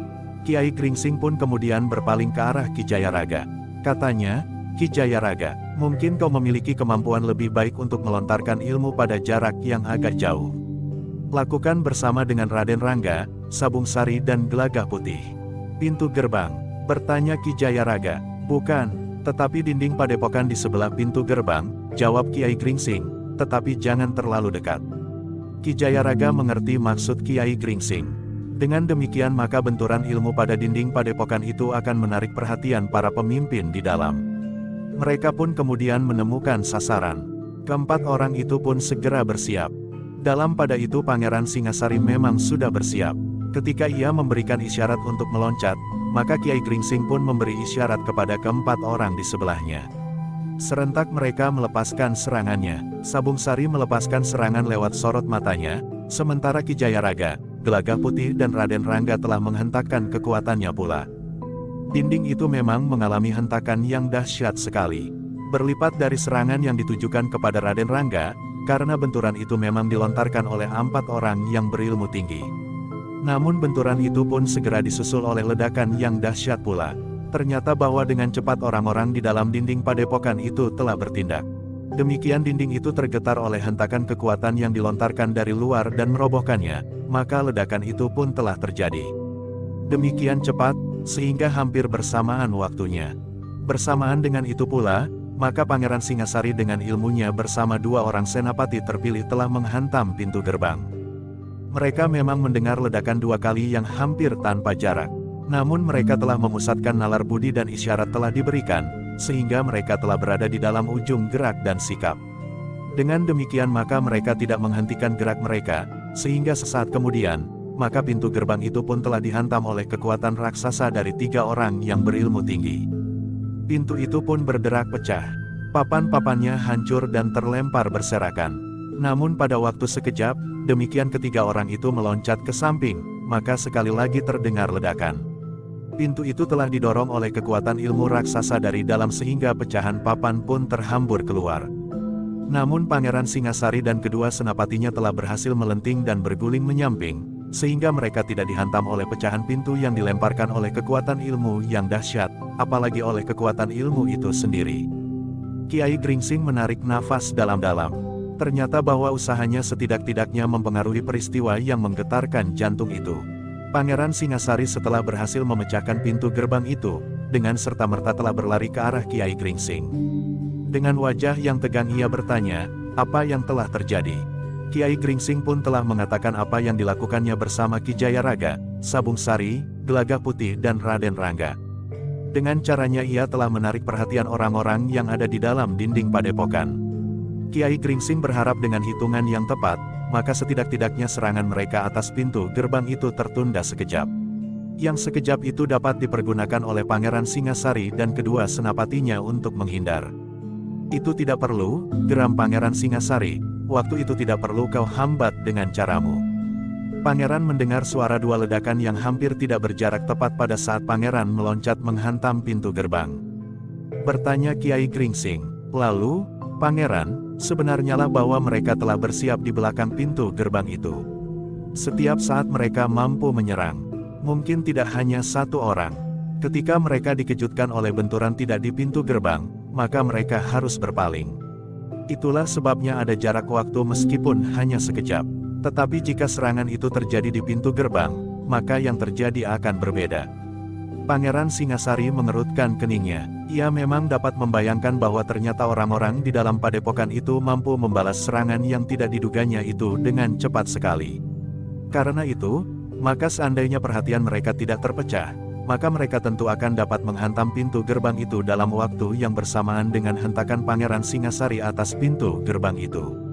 Sejenak Pangeran Singasari membayangkan bahwa malapetaka memang dapat terjadi. Namun demikian ia masih berkata, yang Kiai katakan itu mungkin benar, tetapi mungkin juga tidak. Tetapi yang penting sekarang kita akan memasuki padepokan itu. Kiai Gringsing menarik nafas dalam-dalam. Namun ia pun kemudian mengangguk sambil menjawab, kami akan melakukan perintah Pangeran. Sabung Sari mengerutkan keningnya. Ia adalah seorang perwira prajurit Mataram meskipun ia berada di Jati Anom. Tetapi ia sama sekali tidak diperlakukan sebagai seorang prajurit. Meskipun demikian, dalam kelompok Kiai Gringsing rasa-rasanya ia menemukan persesuaian sikap daripada jika ia berada di dalam pasukan. Demikianlah, maka Pangeran Singasari itu pun segera bergerak ke arah pintu gerbang yang telah terbuka. Namun dengan sangat berhati-hati, mereka tidak mendekat dari samping, tetapi mereka justru berdiri di arah pintu gerbang pada jarak yang masih cukup panjang. Namun dalam pada itu Raden Rangga pun bertanya, Kiai, kenapa kami harus berempat membentur dinding itu? Apakah kami seorang-seorang tidak dapat melakukannya? Kita ingin mengejutkan mereka Raden, seolah-olah ilmu yang kita lontarkan adalah ilmu yang maha dahsyat. Kiai Gringsing tersenyum. Raden Rangga pun tersenyum pula. Kadang-kadang hal seperti itu memang perlu, berkata Ki Jayaraga. Kecemasan, keraguan-raguan, keterkejutan memang dapat mempengaruhi perasaan mereka. Karena itu, maka dalam peperangan terbuka kadang-kadang perang urat saraf tidak kalah pentingnya dengan tajamnya ujung senjata. Raden Rangga mengangguk-angguk, katanya, "Iya, menurut pendapatku kita sudah melakukan sesuatu yang penting artinya dalam tugas ini. Jika pada saat Pamanda menghantam pintu gerbang itu, orang-orang di dalam melontarkan ilmunya, maka keadaan memang akan menjadi gawat." Namun mereka tidak dapat berbicara lebih panjang lagi. Mereka telah berada di muka pintu gerbang meskipun pada jarak beberapa langkah. Setapak demi setapak mereka melangkah maju. Di seberang pintu gerbang, beberapa orang memang telah menunggu. Mereka adalah orang-orang terpenting di padepokan itu. Namun juga beberapa orang murid yang siap untuk bertempur bersama dengan pemimpin tertinggi mereka. Pangeran Singasari menjadi sangat berhati-hati. Ia menyadari bahwa lawannya memiliki ilmu yang tinggi. Tetapi kini mereka dapat saling memandang, sehingga Pangeran Singasari akan dapat mengetahui jika lawannya itu akan melontarkan ilmunya dengan ketajaman penglihatan ilmunya pula. Dengan isyarat, maka Pangeran Singasari memberitahukan kepada para perwira yang ada di dalam kelompoknya, agar mereka tidak berdiri terlalu rapat. Dengan isyarat itu maka para perwira dan prajurit Mataram itu mengerti, bahwa pada saat-saat tertentu mereka harus mampu dengan cepat meloncat menghindar. "Kita harus mencapai pintu gerbang itu," desis Pangeran Singasari tanpa berpaling. "Jika kita sudah masuk, maka kita akan dengan cepat berpencar dan bertempur melawan orang-orang yang telah menunggu kita itu." Tidak ada yang menjawab, tetapi perintah itu siap dilaksanakan oleh para prajurit Mataram. Namun Raden Rangga bertanya perlahan-lahan, "Pamanda, apakah aku diperkenankan masuk lewat dinding yang pecah dan roboh itu?" Jawab Pangeran Singasari terdengar bergetar meskipun tetap perlahan-lahan, "Kau dengar perintahku anak bengal." Raden Rangga menarik nafas dalam-dalam, tetapi ia tidak berani menjawab lagi. Demikianlah mereka berjalan semakin mendekati pintu gerbang. Pangeran Singasari yang juga memiliki ilmu yang tinggi dan mampu pula melontarkan ilmu dari jarak jauh telah bersiap pula. Ia harus membalas serangan yang demikian, jika lawannya melakukannya. Namun ia menyadari, betapa dahsyatnya kekuatan lawannya itu. Tetapi orang-orang di dalam padepokan itu pun telah digetarkan pula oleh serangan yang menghantam dan menghancurkan dinding padepokannya. Kekuatan yang menghancurkan dinding padepokannya itu adalah kekuatan yang luar biasa. Kekuatan yang belum pernah dilihatnya sebelumnya. Meskipun pemimpin tertinggi perguruan Nagaraga itu juga menyangka, bahwa serangan itu tidak dilakukan oleh hanya satu orang. Dengan demikian maka orang-orang Nagaraga itu tidak dengan serta-merta menyerang orang-orang Mataram itu dengan ilmunya dari jarak yang jauh. Pemimpin perguruan Nagaraga itu memang menunggu orang-orang Mataram mendekat dan bertempur pada jarak yang pendek. Mereka akan dapat mempergunakan ilmunya yang lain, yang mungkin akan menjadi cara yang lebih baik untuk menghancurkan lawannya itu. Pangeran Singasari menjadi semakin berhati-hati ketika ia mendekati pintu gerbang. Para prajurit pun bersiaga sepenuhnya menghadapi segala kemungkinan. Mereka telah berada hampir tepat di pintu gerbang ketika Pangeran Singasari itu berhenti. "Silakan masuk Kisanak," terdengar suara pemimpin perguruan Nagaraga itu menggelegar. Suaranya mempunyai warna yang mirip dengan gaung yang terputus-putus yang dilontarkan oleh ular naga di goa sebelah padepokan yang saat itu menjadi agak menurun. Pangeran Singasari masih berdiri tegak dengan kesiagaan tertinggi. Para perwira yang termasuk kelompoknya berdiri berlapis dengan jarak yang renggang. Sementara itu Kiai Gringsing, Ki Jayaraga, Sabung Sari, Gelaga Putih dan Raden Rangga berdiri agak menyamping sehingga mereka dapat langsung memandang ke arah para pemimpin padepokan itu. Bagaimanapun juga mereka merasa wajib untuk ikut bertanggung jawab. Namun sebenarnya lah bahwa baik Kiai Gringsing dan Ki Jayaraga, maupun Raden Rangga, merasa kurang yakin akan kemampuan Pangeran Singasari. Meskipun mereka mengerti bahwa Pangeran Singasari memang mempunyai kemampuan yang tinggi, namun apakah ia mampu mengimbangi pemimpin tertinggi perguruan Nagaraga yang telah berani memerintahkan murid-muridnya untuk membunuh Panembahan Senapati? Meskipun murid-muridnya itu pun telah diberinya hak untuk mendirikan perguruan tersendiri sebagai bagian dari perguruan Nagaraga, namun masih tetap di bawah pengawasannya. Sedangkan Sabung Sari dan Gelagah Putih yang tidak dapat menilai kemampuan Pangeran Singasari itu, agaknya sekedar berbuat sebagaimana dilakukan oleh Kiai Gringsing. Namun demikian keduanya pun telah bersiap pula sepenuhnya untuk menghadapi segala kemungkinan. Memang yang dilakukan oleh Pangeran Singasari saat memecahkan pintu gerbang menimbulkan pertanyaan pada keduanya. Kenapa Pangeran Singasari tidak melakukan sebagaimana mereka lakukan? Tetapi keduanya pun telah mendengar bahwa Pangeran Singasari sendiri sebenarnya mempunyai kemampuan untuk menggempur dari jarak jauh. Hanya saja, apakah Pangeran Singasari sendiri yakin bahwa ia akan berhasil melakukannya? Karena Pangeran Singasari tidak segera menjawab, maka sekali lagi pemimpin padepokan itu mempersilahkannya, "Silahkan Kisanak masuk. Aku mengerti maksud kedatangan Kisanak. Dan kami di sini pun sudah siap untuk menerima kedatangan Kisanak." Pangeran Singasari melangkah dengan hati-hati.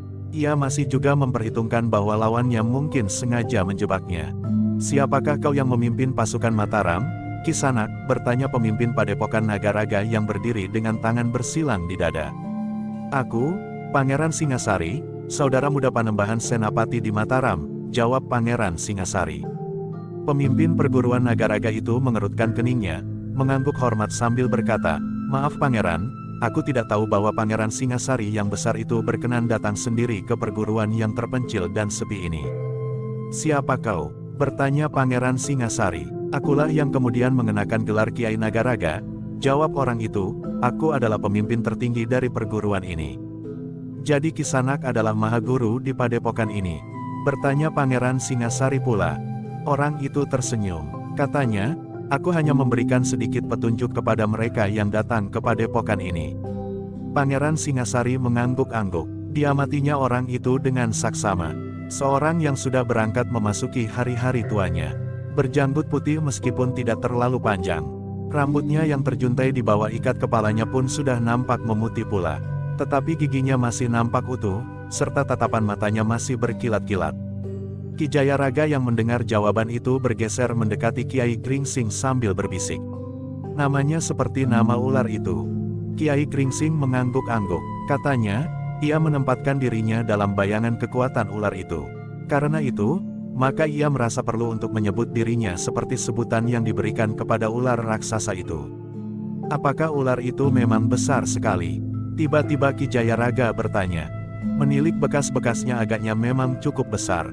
Apalagi sesuai dengan penglihatan Raden Rangga dan Gelagah Putih di sekitar padepokannya yang lama. Jejak ular itu menunjukkan bahwa ular itu cukup besar. Makanannya pun seekor kambing," jawab Kiai Gringsing. Ki Jayaraga mengangguk-angguk. Sementara itu ia mendengar Kiai Nagaraga bertanya, "Pangeran, apakah keperluan Pangeran datang ke padepokan kami yang sepi dan terpencil ini? Apalagi pasukan yang Pangeran bawa dengan serta-merta telah menyerang murid-murid perguruan Nagaraga yang tidak bersiap-siap menghadapinya." "Kau tidak usah berpura-pura Kiai," jawab Pangeran Singasari, "kesalahanmu kau sandang siang dan malam. Atau barangkali kau tidak berani mengakuinya." Memang ada dua alasan untuk ingkar.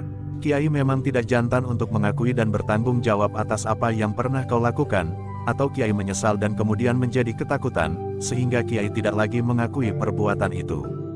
Kiai Nagaraga menjadi tegang, namun ia pun masih juga memaksa diri untuk tersenyum.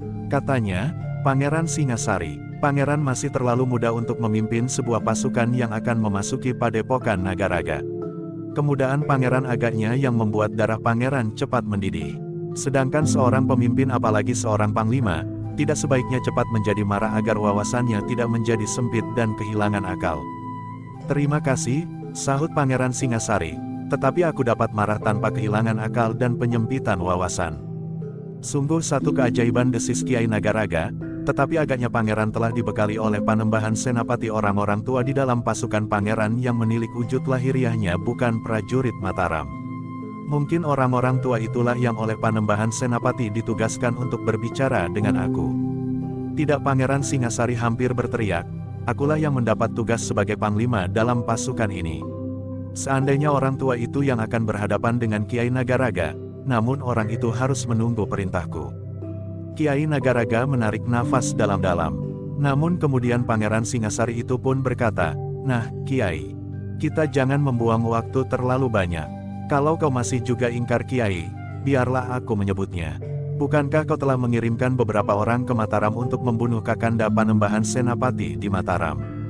Bukan itu saja, kau telah bekerja sama dengan gerombolan yang garang dan buas untuk menakut-nakuti rakyat Mataram. Tetapi usahamu itu gagal sama sekali. Orang-orangmu terbunuh di Mataram. Apakah pangeran yang telah membunuhnya? Bertanya Kiai Nagaraga. Pertanyaan itu telah menghentak jantung Pangeran Singasari. Memang bukan Pangeran Singasari yang telah membunuhnya. Tetapi diantaranya justru telah terbunuh oleh Raden Rangga yang nakal itu. Raden Rangga sendiri menjadi berdebar-debar. Jika pamannya Singasari menyebut namanya, maka ia akan mendapat beban yang berat di padepokan itu, karena ia akan menjadi pusat pembalasan dendam. Tetapi Raden Rangga bukannya menjadi takut.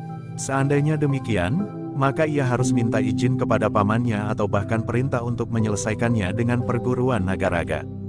Namun ternyata Pangeran Singasari tidak menyebut namanya. Tetapi jawabnya, di Mataram banyak orang yang memiliki kemampuan membunuh murid-muridmu. Bahkan seandainya kau sendiri memasuki bilik Kakanda Panembahan Senapati. Kiai Nagaraga itu mengangguk-angguk. Katanya, aku memang harus mengakui kenyataan, bahwa Panembahan Senapati adalah orang yang memiliki ilmu rangkap dan berlapis-lapis, sehingga jarang sekali orang yang mampu mengimbangi ilmunya itu. Tetapi agaknya tidak demikian dengan saudara-saudaranya. Hanya saudara angkatnya sajalah yang agaknya dapat mendekati ilmunya itu, Pangeran Benawa. Wajah Pangeran Singasari menjadi merah. Satu sindiran yang sangat tajam. Karena itu maka katanya, Kiai Nagaraga, yang datang bukan Pangeran Benawa, tetapi Pangeran Singasari. Jika kau menganggap saudara-saudara Panembahan Senapati tidak ada yang mampu mengimbangi ilmunya selain Pangeran Benawa, maka aku datang untuk membuktikan bahwa kau salah. Oh, Kiai Nagaraga mengangguk-angguk, jadi Pangeran Singasari juga merasa memiliki kemampuan setinggi Pangeran Benawa. Bagus, jika demikian, silahkan masuk. Kita akan membuktikan, apakah yang Pangeran katakan itu benar. Di sini kami sudah siap menunggu beberapa orang muridku dan beberapa orang cantrik terpilih. Kami akan menyambut pasukan yang agaknya pasukan pilihan yang dipimpin langsung oleh panglimanya. Pangeran Singasari mengerutkan keningnya, tetapi ia sudah bersiap menghadapi segala kemungkinan. Namun sekali lagi Kiai Nagaraga berkata, silahkah masuk Pangeran. Kita akan membuktikan kemampuan kita masing-masing di dalam padepokan. Kau sudah berhasil memecahkan pintu gerbang, karena itu, kau berhak memasukinya. Pangeran Singasari masih termangu-mangu. Namun ia pun kemudian melangkah masuk sambil memberikan isyarat kepada para prajurit Mataram untuk mengikutinya. Dengan sangat berhati-hati mereka melangkah masuk. Namun seperti perintah yang sudah diberikan oleh Pangeran Singasari, maka demikian mereka berada di dalam padepokan, maka mereka pun segera berpencar. Satu langkah yang rapi dari sekelompok prajurit berkata Kiai Nagaraga. Bersiaplah, geram Pangeran Singasari, kami sudah siap. Kau akan dapat menilai, siapakah yang lebih baik, saudara Panembahan Senapati atau saudara angkatnya.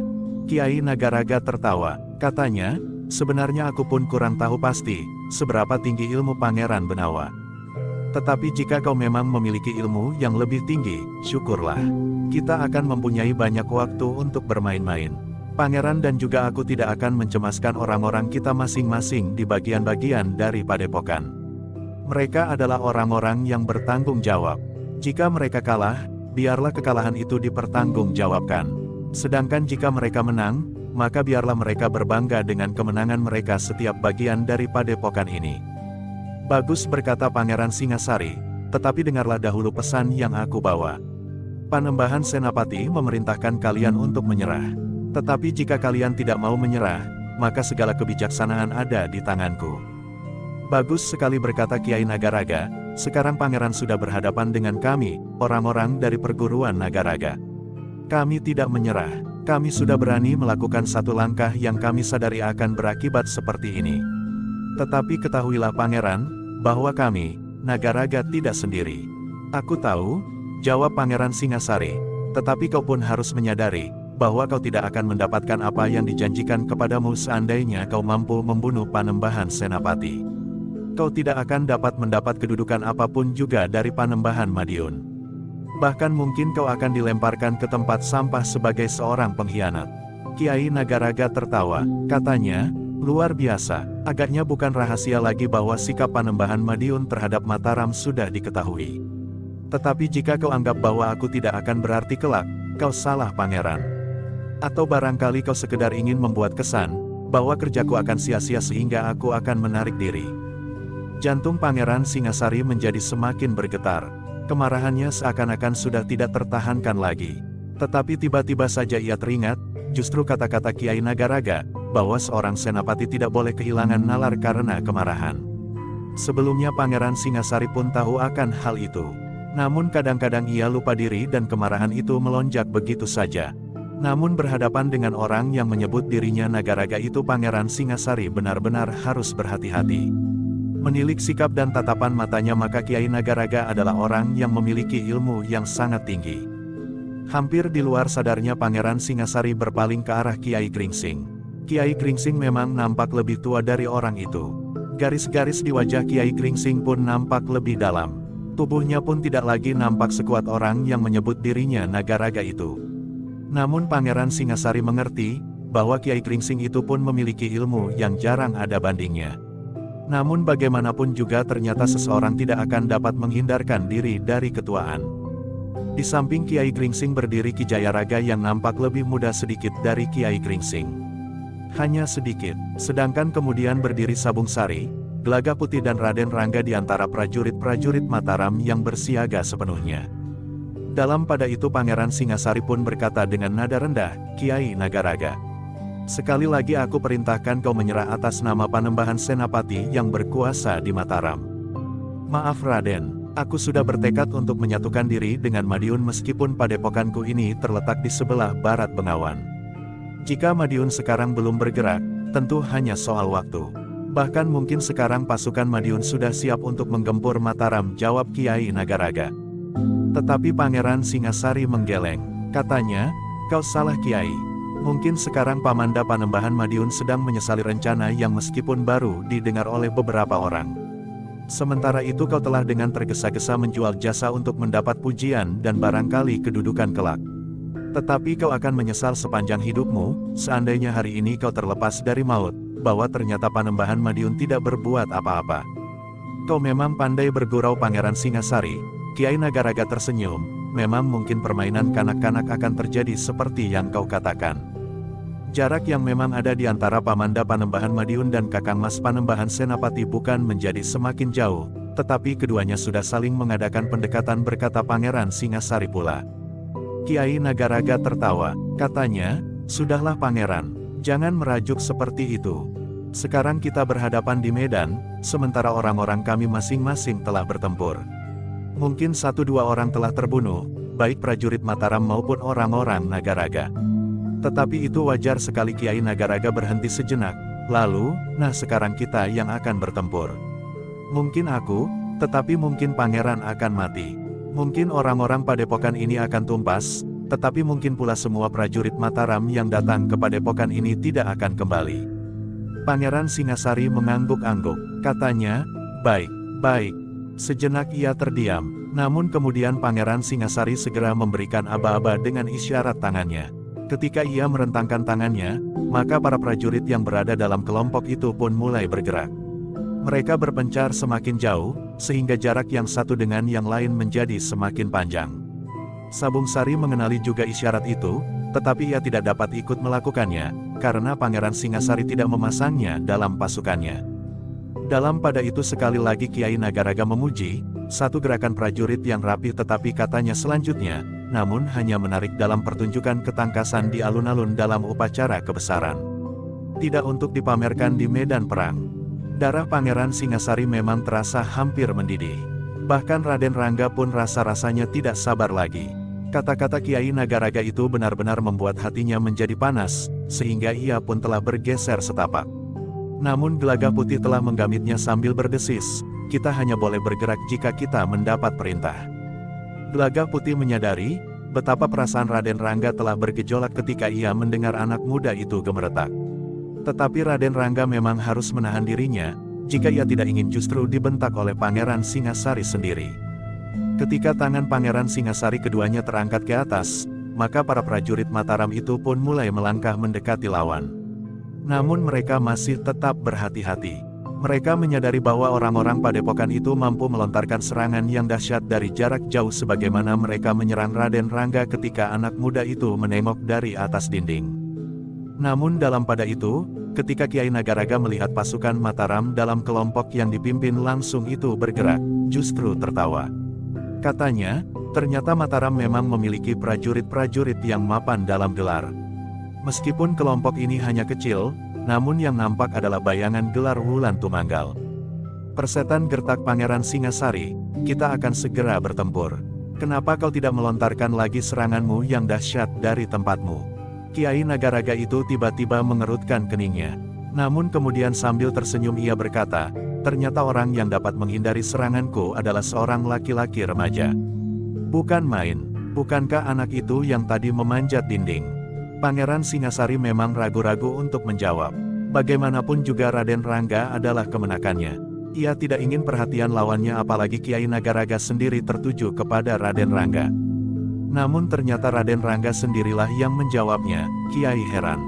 Kiai Nagaraga mengerutkan keningnya. Namun ia pun kemudian tersenyum sambil berkata, kau lucu anak muda. Tetapi sayang bahwa hari ini adalah hari terakhirmu. Apalagi bahwa kau adalah orang yang pertama-tama berani melanggar hakku. Bukan anak itu, sahut Pangeran Singasari, prajurit Mataram telah lebih dahulu memasuki padepokan ini.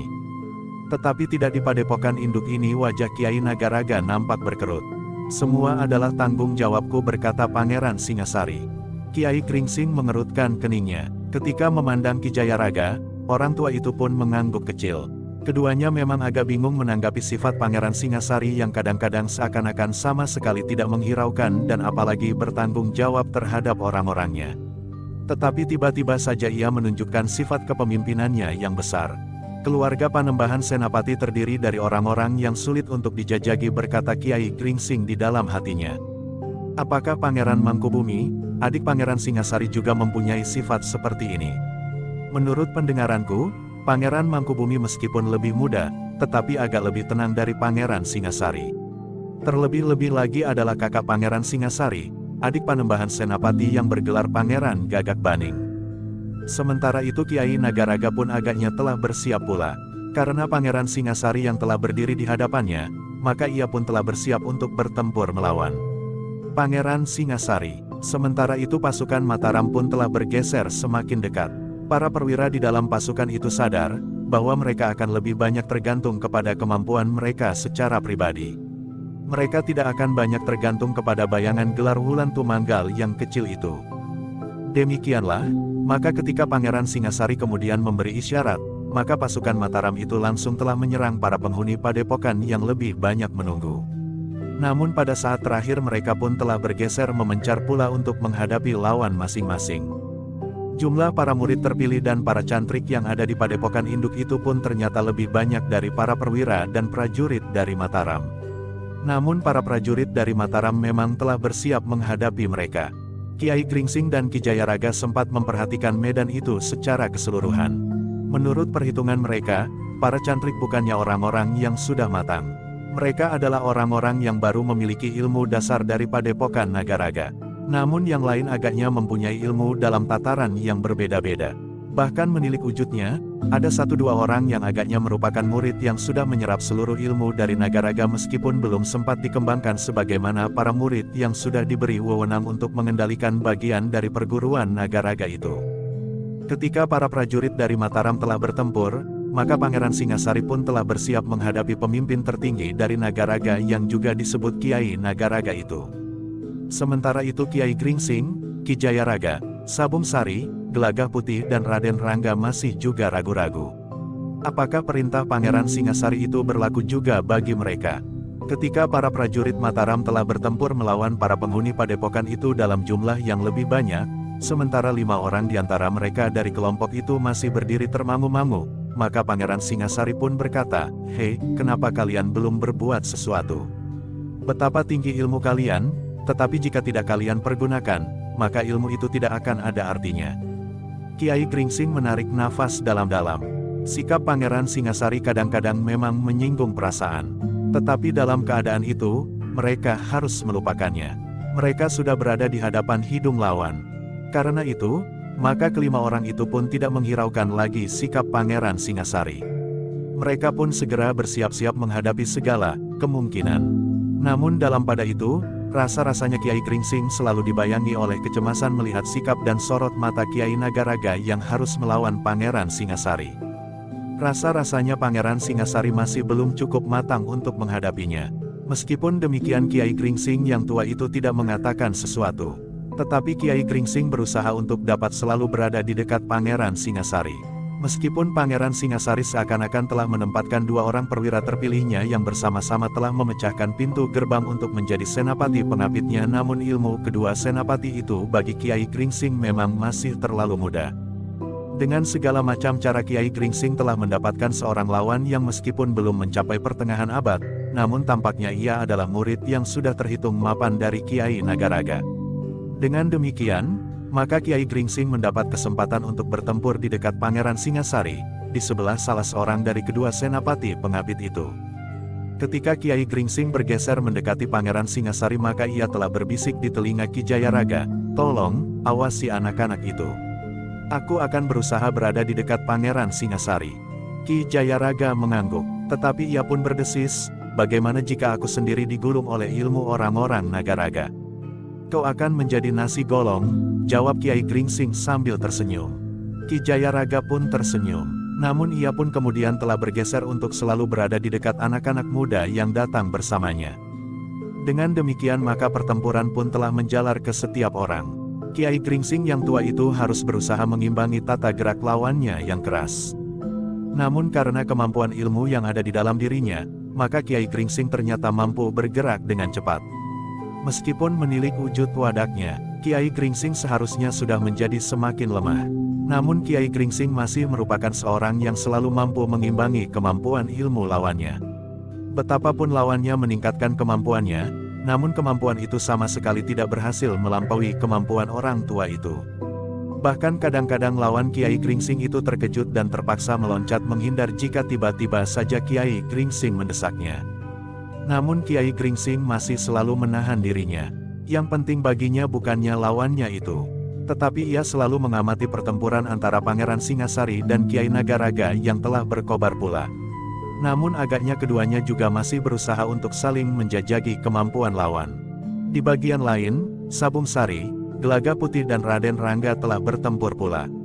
Tetapi mereka sama sekali tidak memilih lawan. Mereka bertempur dengan siapa saja yang datang kepada mereka. Ki Jayaraga masih sempat memperhatikan pertempuran itu beberapa saat sebelum seorang yang bertubuh kecil melenting menyerangnya. Seorang yang perbandingan kaki dan tubuhnya tidak seimbang. Tetapi meskipun kakinya terhitung terlalu pendek dibanding dengan tubuhnya, namun ternyata ia adalah murid Kiai Nagaraga yang telah mewarisi hampir semua ilmunya. Dengan demikian maka Ki Jayaraga pun harus segera berusaha mencari keseimbangan dengan kemampuan lawannya. Karena lawannya langsung mengerahkan kemampuannya sampai ke tataran kemampuan lawannya. Meskipun kemudian pertempuran antara Ki Jayaraga dan murid Kiai Nagaraga yang berkaki pendek itu berlangsung dengan cepat, tetapi Ki Jayaraga masih sempat mengamati anak-anak muda yang datang bersamanya, yang bertempur tidak jauh daripadanya, di antara murid-murid dari Padepokan Nagaraga yang bertempur dengan prajurit Mataram. Sementara itu Pangeran Singasari sendiri, yang bertempur melawan Kiai Nagaraga menjadi semakin lama semakin cepat dan keras. Bagaimanapun juga adik Panembahan Senapati itu memiliki bekal yang lengkap untuk memasuki Padepokan Nagaraga yang besar. Namun pemimpin agung dari Padepokan itu benar-benar seorang yang mumpuni. Kemampuan Pangeran Singasari yang tinggi, ternyata belum mampu menggoyahkan pertahanannya. Semakin lama benturan-benturan ilmu yang terjadi pun menjadi semakin keras. Baik Pangeran Singasari maupun Kiai Nagaraga selalu meningkatkan kemampuannya selapis demi selapis. Namun keduanya ternyata masih belum menganggap perlu untuk mempergunakan senjata. Bahkan mereka memang lebih percaya pada kemampuan ilmu mereka daripada ujung senjata. Namun para prajurit dan perwira Mataram sebagian besar telah mempergunakan senjata mereka sebagaimana orang-orang Padepokan itu. Seorang perwira Mataram telah bertempur melawan seorang murid Kiai Nagaraga yang baru mencapai tataran tengahan. Tetapi murid Nagaraga itu pada dasarnya memang memiliki tubuh yang tinggi besar dan kekuatan melampaui orang kebanyakan. Dengan ilmu yang telah diwarisinya itu, maka ia benar-benar merupakan orang yang sangat berbahaya. Senjatanya adalah sebuah bindi yang bergerigi tajam. Putaran bindinya itu telah menimbulkan desau yang mendebarkan, sementara angin pun bagaikan diputarnya di sekitar tubuhnya karena putaran bindinya itu. Perwira Mataram yang mempergunakan pedang sama sekali tidak mau membenturkan pedangnya.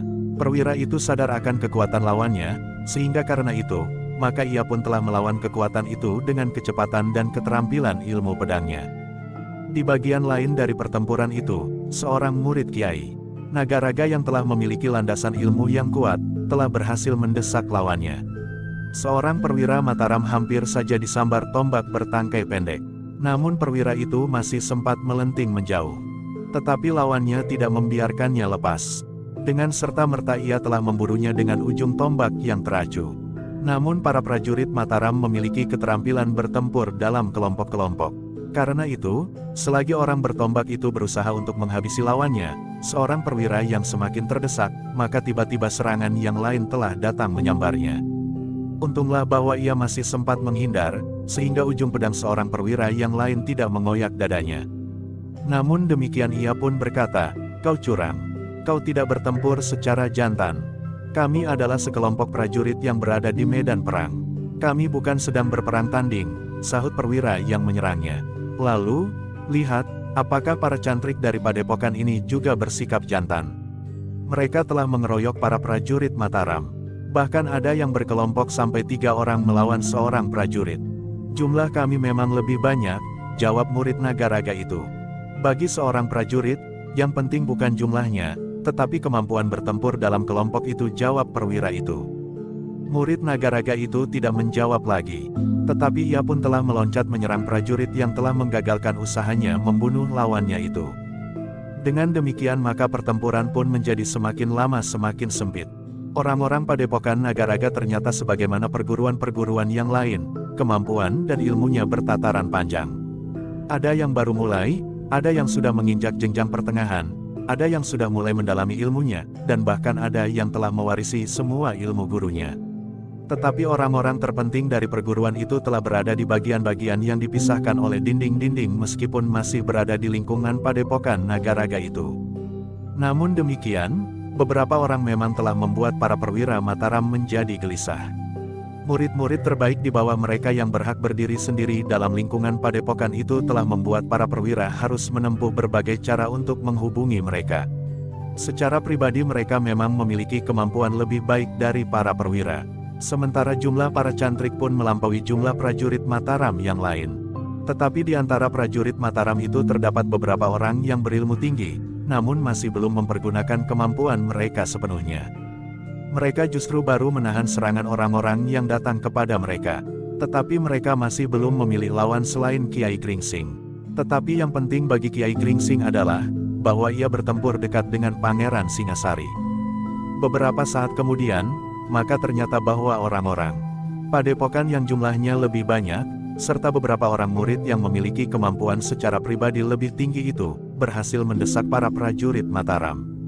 Perlahan-lahan prajurit Mataram harus bergeser surut.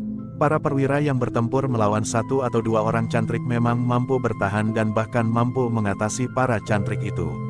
Tetapi jika masih datang lagi para cantrik yang meskipun tidak berilmu tinggi, namun mereka benar-benar membingungkan.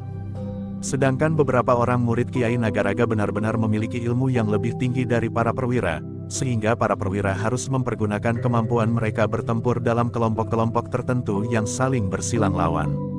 Dengan demikian kadang-kadang mereka memang dapat membuat lawan mereka menjadi agak bingung karena lawannya harus setiap kali berganti. Namun dalam pada itu, Ki Jayaraga pun mulai mencoba untuk ikut menahan desakan orang-orang padepokan itu. Ketika orang berkaki pendek yang menyerangnya itu menjadi semakin garang, maka Ki Jayaraga pun berusaha untuk melemparkannya kembali ke belakang garis pertempuran. Ia ingin mempengaruhi seluruh medan agar orang-orang Mataram tidak selalu terdesak. Namun ia harus bekerja sama dengan Sabung Sari, Gelagah Putih dan meskipun sambil berdebar-debar juga Raden Rangga. Karena itu, maka ketika ia sempat mendekati Sabung Sari, maka ia pun berkata tanpa menghiraukan lawannya yang berkaki pendek itu, apakah ia akan mendengarnya? Kita sudah mendapat perintah. Beritahukan kepada Gelagah Putih agar kalian dapat ikut menahan gerak maju pasukan Nagaraga. Minta Raden Rangga ikut, tetapi jangan biarkan anak muda itu berbuat semaunya. Baik Kiai, Jawab Sabung Sari, aku akan minta Gelagah Putih untuk berbicara dengan Raden Rangga. Bagus, jawab Ki Jayaraga, Gelagah Putih lebih akrab dengan anak muda yang aneh itu. Sabung Sari pun kemudian berusaha untuk menembus medan mendekati Gelagah Putih yang sedang bertempur melawan seorang cantrik yang berusaha mendesak Gelagah Putih itu.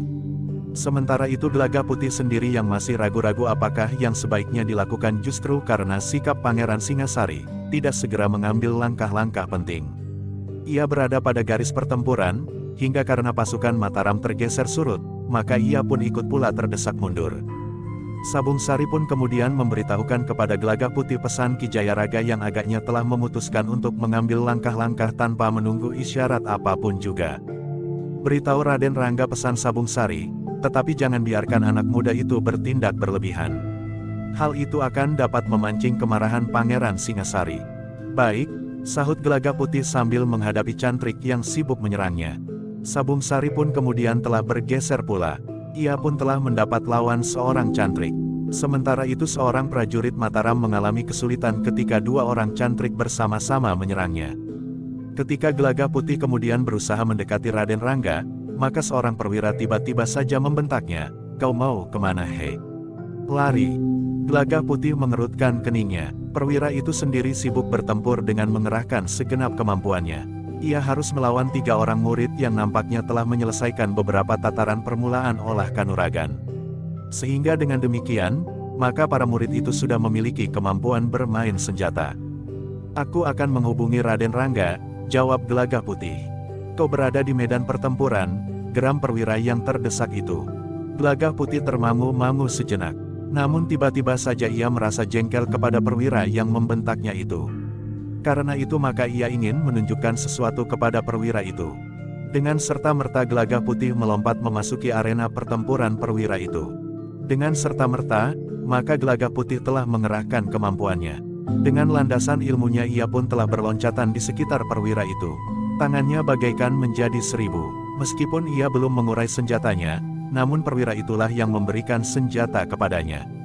Tanpa diketahuinya, pedangnya sudah berpindah di tangan Gelagah Putih.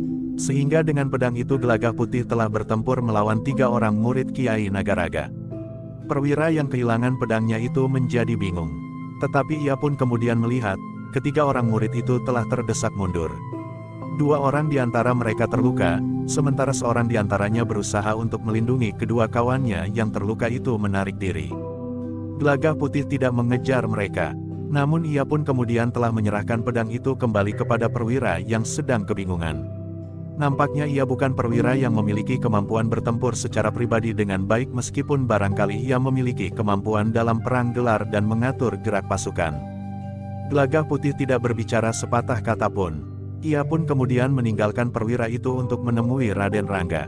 Untuk beberapa saat perwira itu termangu-mangu.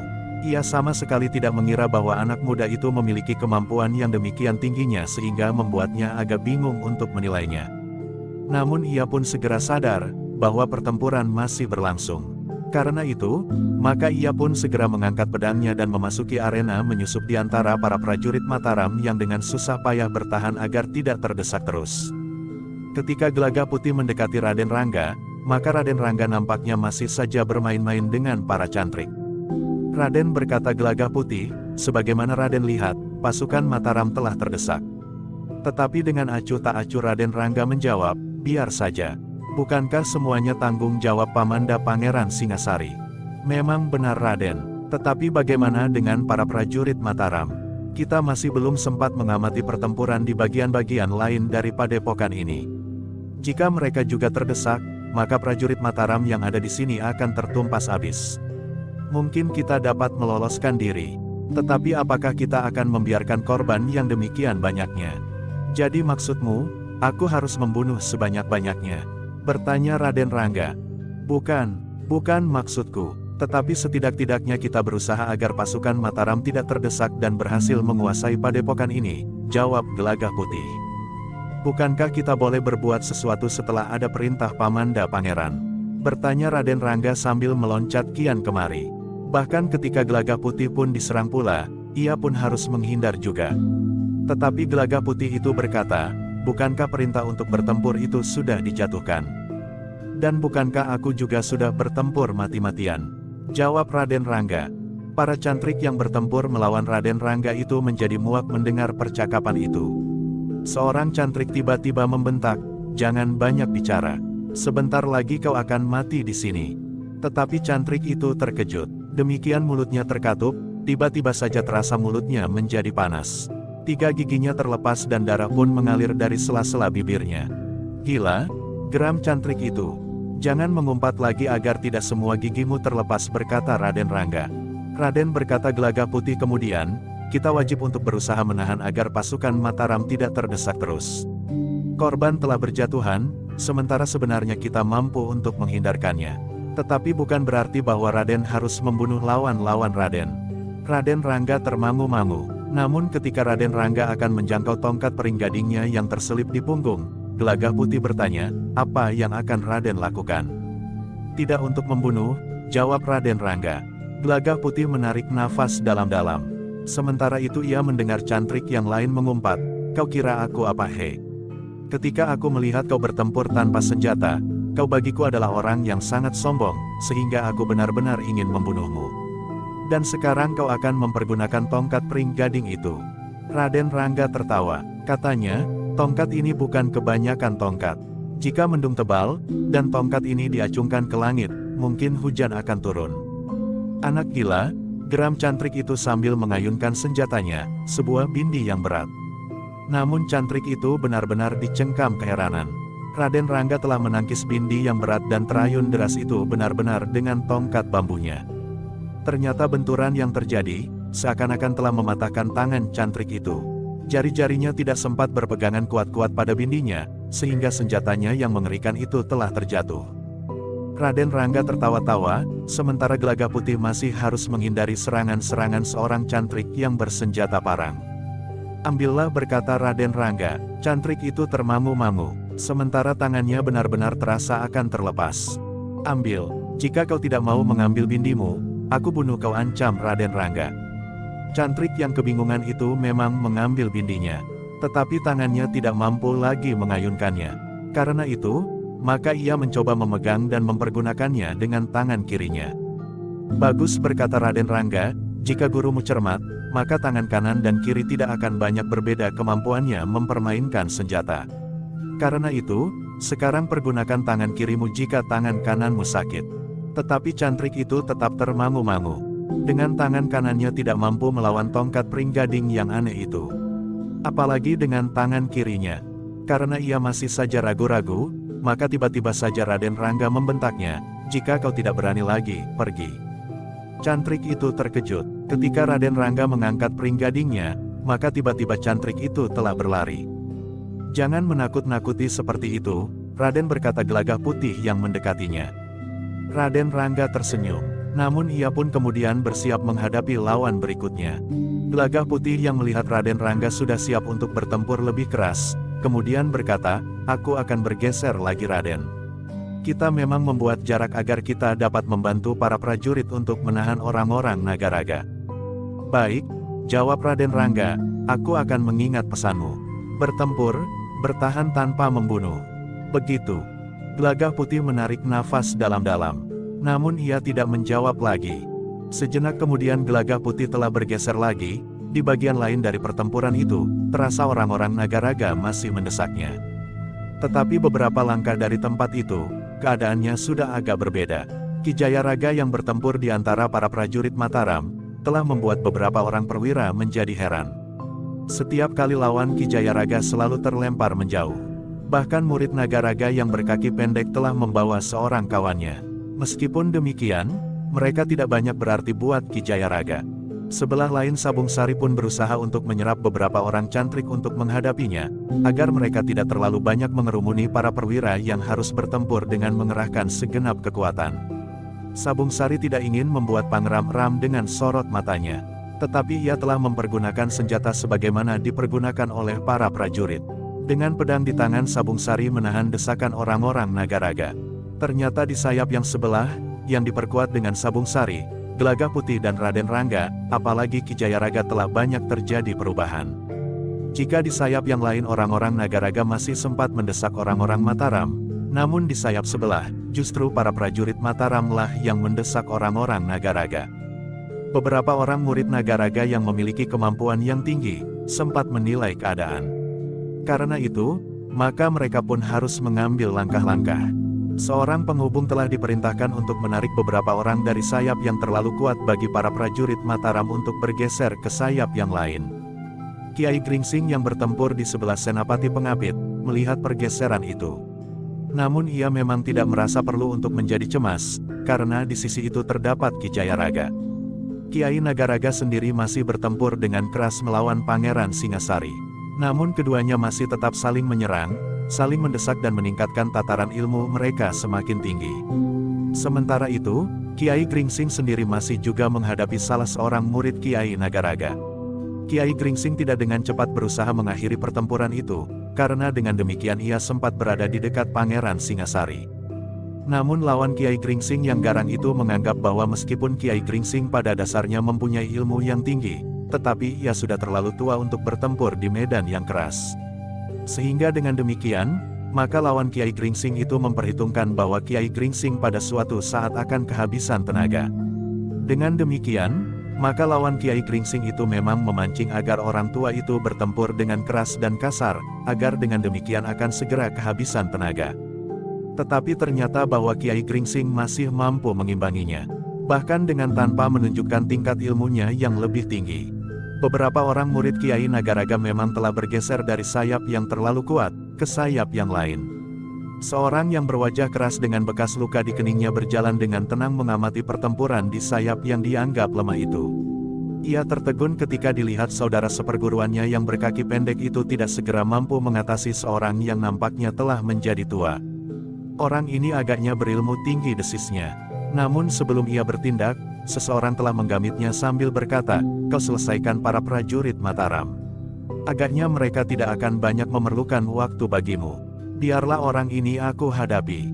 Orang berwajah keras itu mengangguk. Katanya, "Silahkan Kakang, tetapi bagaimana dengan orang-orang di sisi sebelah? Mereka akan dapat segera dihancurkan," jawab orang itu.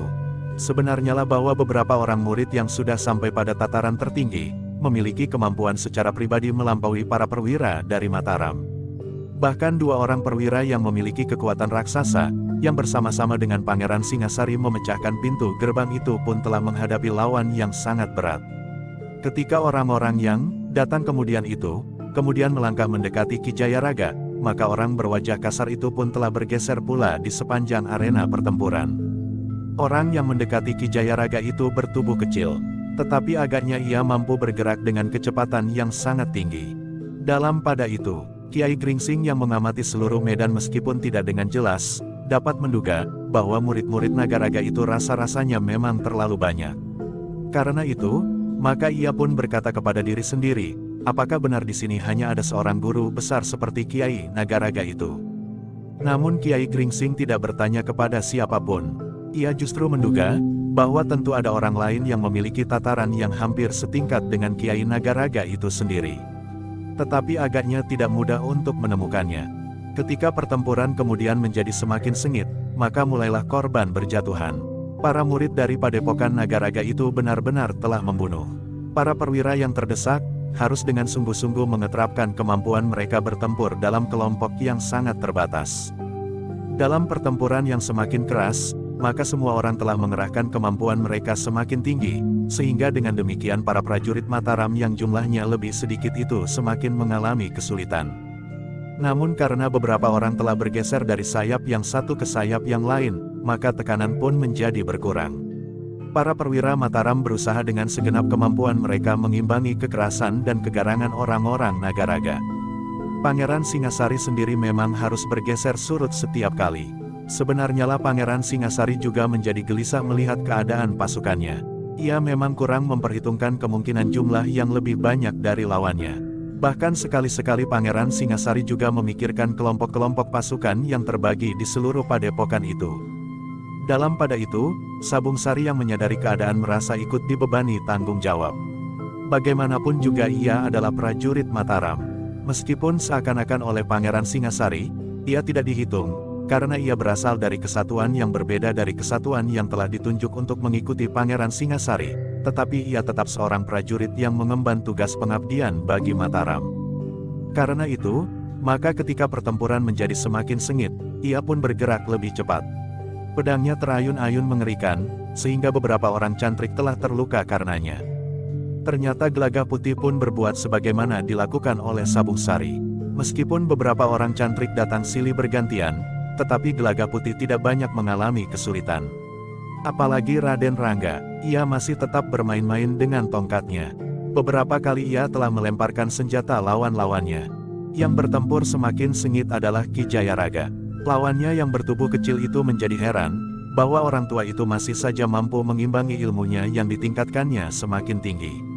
Namun sebaliknya Ki Jayaraga pun menyadari bahwa orang yang bertubuh kecil itu tentu orang yang memiliki ilmu yang tinggi.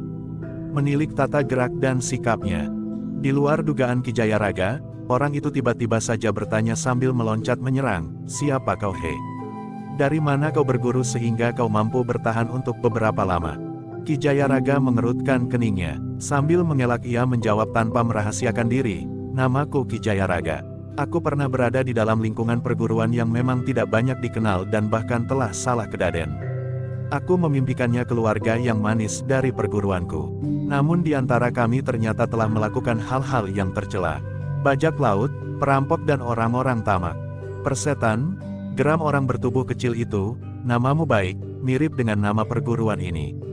Tetapi kami tidak akan membiarkan padepokan ini dijamah oleh bajak laut seperti kau, yang seharusnya berada di lautan." Ki Jayaraga harus meloncat ke samping ketika ia melihat tangan lawannya itu mematuk. Dengan cara yang tidak terbiasa dilakukan oleh orang lain. Namun tangan itu memang mirip dengan gerak kepala ular yang mematuk mangsanya dengan mulutnya.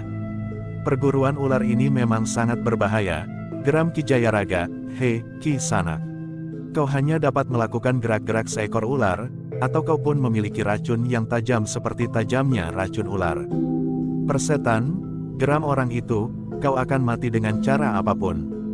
Apapun yang akan terjadi, aku ingin tahu, siapakah kau sebenarnya? Dan apa kedudukanmu di padepokan ini?" bertanya Ki Jayaraga. "Aku adalah adik Kiai Nagaraga," jawab orang itu. "Adik seperguruan?" bertanya Ki Jayaraga pula. Orang itu menggeleng, katanya, "Bukan saja adik seperguruan, tetapi aku memang adik kandungnya. Nah, ternyata kau memang mengalami nasib buruk. Ketika aku melihat kau di arena dan dengan sombong mempermainkan murid-muridku, maka timbullah niatku untuk sedikit mengajarimu melihat kenyataan." "Kau juga mempunyai murid di sini?" bertanya Ki Jayaraga. "Aku bersama-sama dengan kakakku, Kiai Nagaraga telah menempa para cantrik, putut dan jejanggan yang ada di sini. Kami telah melahirkan beberapa orang yang sudah sanggup menjadi guru yang baik meskipun untuk sementara mereka tetap di dalam lingkungan padepokan yang besar ini," jawab orang bertubuh kecil itu. Ki Jayaraga belum menyahut ketika tiba-tiba orang itu menyambarnya dengan ayunan tangan yang cepat dan keras sekali. Jika ujung-ujung jarinya yang kuncup itu menyentuh tubuhnya, maka dagingnya tentu akan koyak. Sambil meloncat, menghindar Ki Jayaraga berkata, "Ternyata kau adalah orang kedua di padepokan ini." "Ya," jawab orang itu, "aku adalah orang kedua. Tetapi dalam tataran ilmu, sulit dibedakan antara aku dan Kakang Nagaraga." Ki Jayaraga menarik nafas dalam-dalam. Ternyata ia telah bertemu dengan orang kedua dari padepokan itu, meskipun ia yakin bahwa orang itu sekedar membual jika ia memiliki ilmu setingkat Kiai Nagaraga sendiri. Meskipun demikian, Ki Jayaraga tidak boleh lengah. Mula-mula ia harus berusaha untuk mempercayai kata-kata orang itu, bahwa ia memiliki ilmu yang sangat tinggi. Dengan demikian maka ia benar-benar akan menghadapi lawannya dengan sangat berhati-hati. Namun dalam pada itu, orang yang berwajah keras yang semula akan menghadapi Ki Jayaraga telah mendekati tempat yang rawan. Ia melihat beberapa orang cantrik telah terlempar dengan luka-luka di tubuhnya. Karena itu, maka ia pun telah mendekatinya. Dengan kerut di dahinya ia melihat pada jarak tidak terlalu jauh, 3 orang di antara para prajurit Mataram yang memiliki ilmu yang tinggi. Merekalah yang telah melemparkan para cantrik yang terluka. Seorang di antara mereka bersenjatakan tongkat dari bambu yang berwarna kuning. Anak itu gila, agaknya desisnya. Ketika ia mendekat maka dilihatnya anak yang bersenjata pringgading itu adalah anak yang masih sangat muda. Tetapi menilik tata geraknya dan akibat setiap benturan dengan pringgadingnya, maka anak yang masih sangat muda itu memiliki ilmu yang sangat tinggi. Karena itu, maka orang yang berwajah keras itu pun telah mendekatinya, menyibak para cantrik yang seakan-akan mengerumuninya. Beberapa orang di antara para cantrik itu sudah terluka. "Minggir," geram orang itu, "anak ini memang perlu untuk mendapat sedikit peringatan." Raden Rangga menarik nafas dalam-dalam. Ia memang menjadi gembira mendapat lawan yang mungkin akan dapat bermain lebih baik daripada para cantrik yang mulai menjemukan itu. "Marilah Kisanak," berkata Raden Rangga, "siapa kau?" "Aku adik Kiai Nagaraga," berkata orang berwajah keras. Oh, Raden Rangga mengangguk-angguk, "Jadi kau adik seperguruan Kiai Nagaraga?" "Tidak, aku adiknya, adik kandungnya," geram orang itu, "bukan adik seperguruannya." "Maksudku, kau adik kandungnya tetapi juga adik seperguruannya," begitu desis Raden Rangga. "Apa kau tuli he, aku adiknya, bukan adik seperguruannya," orang itu membentak. "Jadi tidak ada hubungan ilmu antara kau dan Kiai Nagaraga?" bertanya Raden Rangga pula. "Aku muridnya," jawab orang itu, "murid yang paling baik di padepokan ini. Aku memang tidak diberi wewenang untuk berdiri sendiri, karena aku diperlukan oleh Kakang Nagaraga untuk membantunya menempa murid-muridnya yang lain, yang lebih muda dari aku. Bukan muda umurnya, tetapi muda ilmunya." "Jadi ilmumu termasuk sudah cukup tua ya?" bertanya Raden Rangga pula. "Ya," jawab orang itu. "Apakah dengan demikian kau telah menjadi orang kedua di padepokan ini?" bertanya Raden Rangga. "Seharusnya memang begitu," jawab orang itu. "Kenapa seharusnya?" bertanya Raden Rangga. "Seandainya tidak ada orang lain yang lebih baik dari aku," jawab orang berwajah kasar itu. Raden Rangga tertawa, katanya, "Kau benar, kau akan menjadi orang yang paling baik tanpa orang lain yang lebih baik darimu." "Begitu?" "Ya," jawab orang itu. "Mantap." Raden Rangga tertawa semakin keras. Katanya, "Kau memang seorang yang jujur. Sayang kau terlalu bodoh untuk mengatakan keadaanmu yang sebenarnya." "Gila?" geram orang itu, "kau kira kau tidak membuat aku marah dengan kata-katamu itu?" "Marahlah. Aku berharap kau marah," jawab Raden Rangga. Sebenarnya lah orang berwajah keras itu menjadi marah sekali. Tanpa berkata sesuatu lagi ia telah meloncat menyerang Raden Rangga dengan garangnya. Raden Rangga yang sudah siap, telah bergeser ke samping, sehingga tangan orang itu tidak menyentuhnya.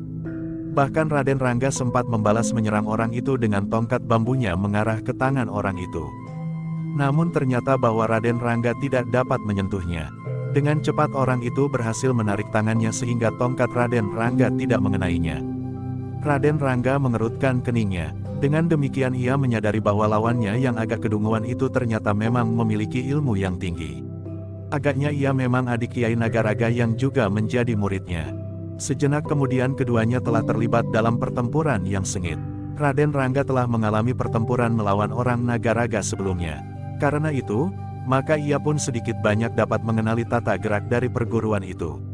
Namun Raden Rangga tidak melupakannya, bahwa ia telah membunuh orang Nagaraga yang datang ke Mataram dengan membenturkan ilmunya dengan keras, justru pada saat orang Nagaraga itu menyerangnya dengan kekuatan ilmunya yang tinggi. "Tetapi agaknya ilmu orang ini lebih baik," berkata Raden Rangga di dalam hatinya.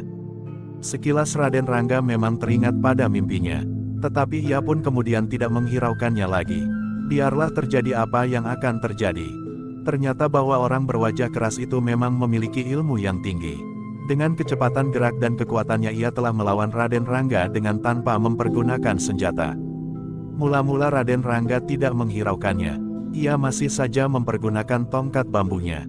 Namun akhirnya ia mulai memperhatikan bahwa lawannya telah melawannya dengan tidak bersenjata. Tiba-tiba saja Raden Rangga itu menegurnya, "Kau jangan terlalu sembrono ya."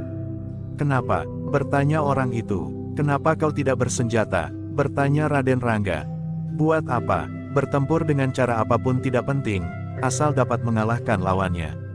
Jika tanpa senjata aku dapat mematahkan lehermu, buat apa aku bersenjata?" jawab orang itu. Raden Rangga benar-benar tersinggung. Karena itu, maka tiba-tiba saja serangannya datang membadai. Tanpa menunggu lawannya sempat mengatur diri menghadapinya, maka tongkatnya telah 3 kali mengenai tubuh lawannya itu. Meskipun Raden Rangga belum mengerahkan kemampuannya sepenuhnya dan membuat tongkatnya menjadi senjata yang aneh, namun pukulan tongkat bambu itu memang terasa sakit di tubuh orang itu. Lengannya telah menjadi nyeri, sebuah goresan biru menyilang pula di pahanya serta satu lagi di lambung meskipun hanya menyentuhnya. Gila, geram orang itu.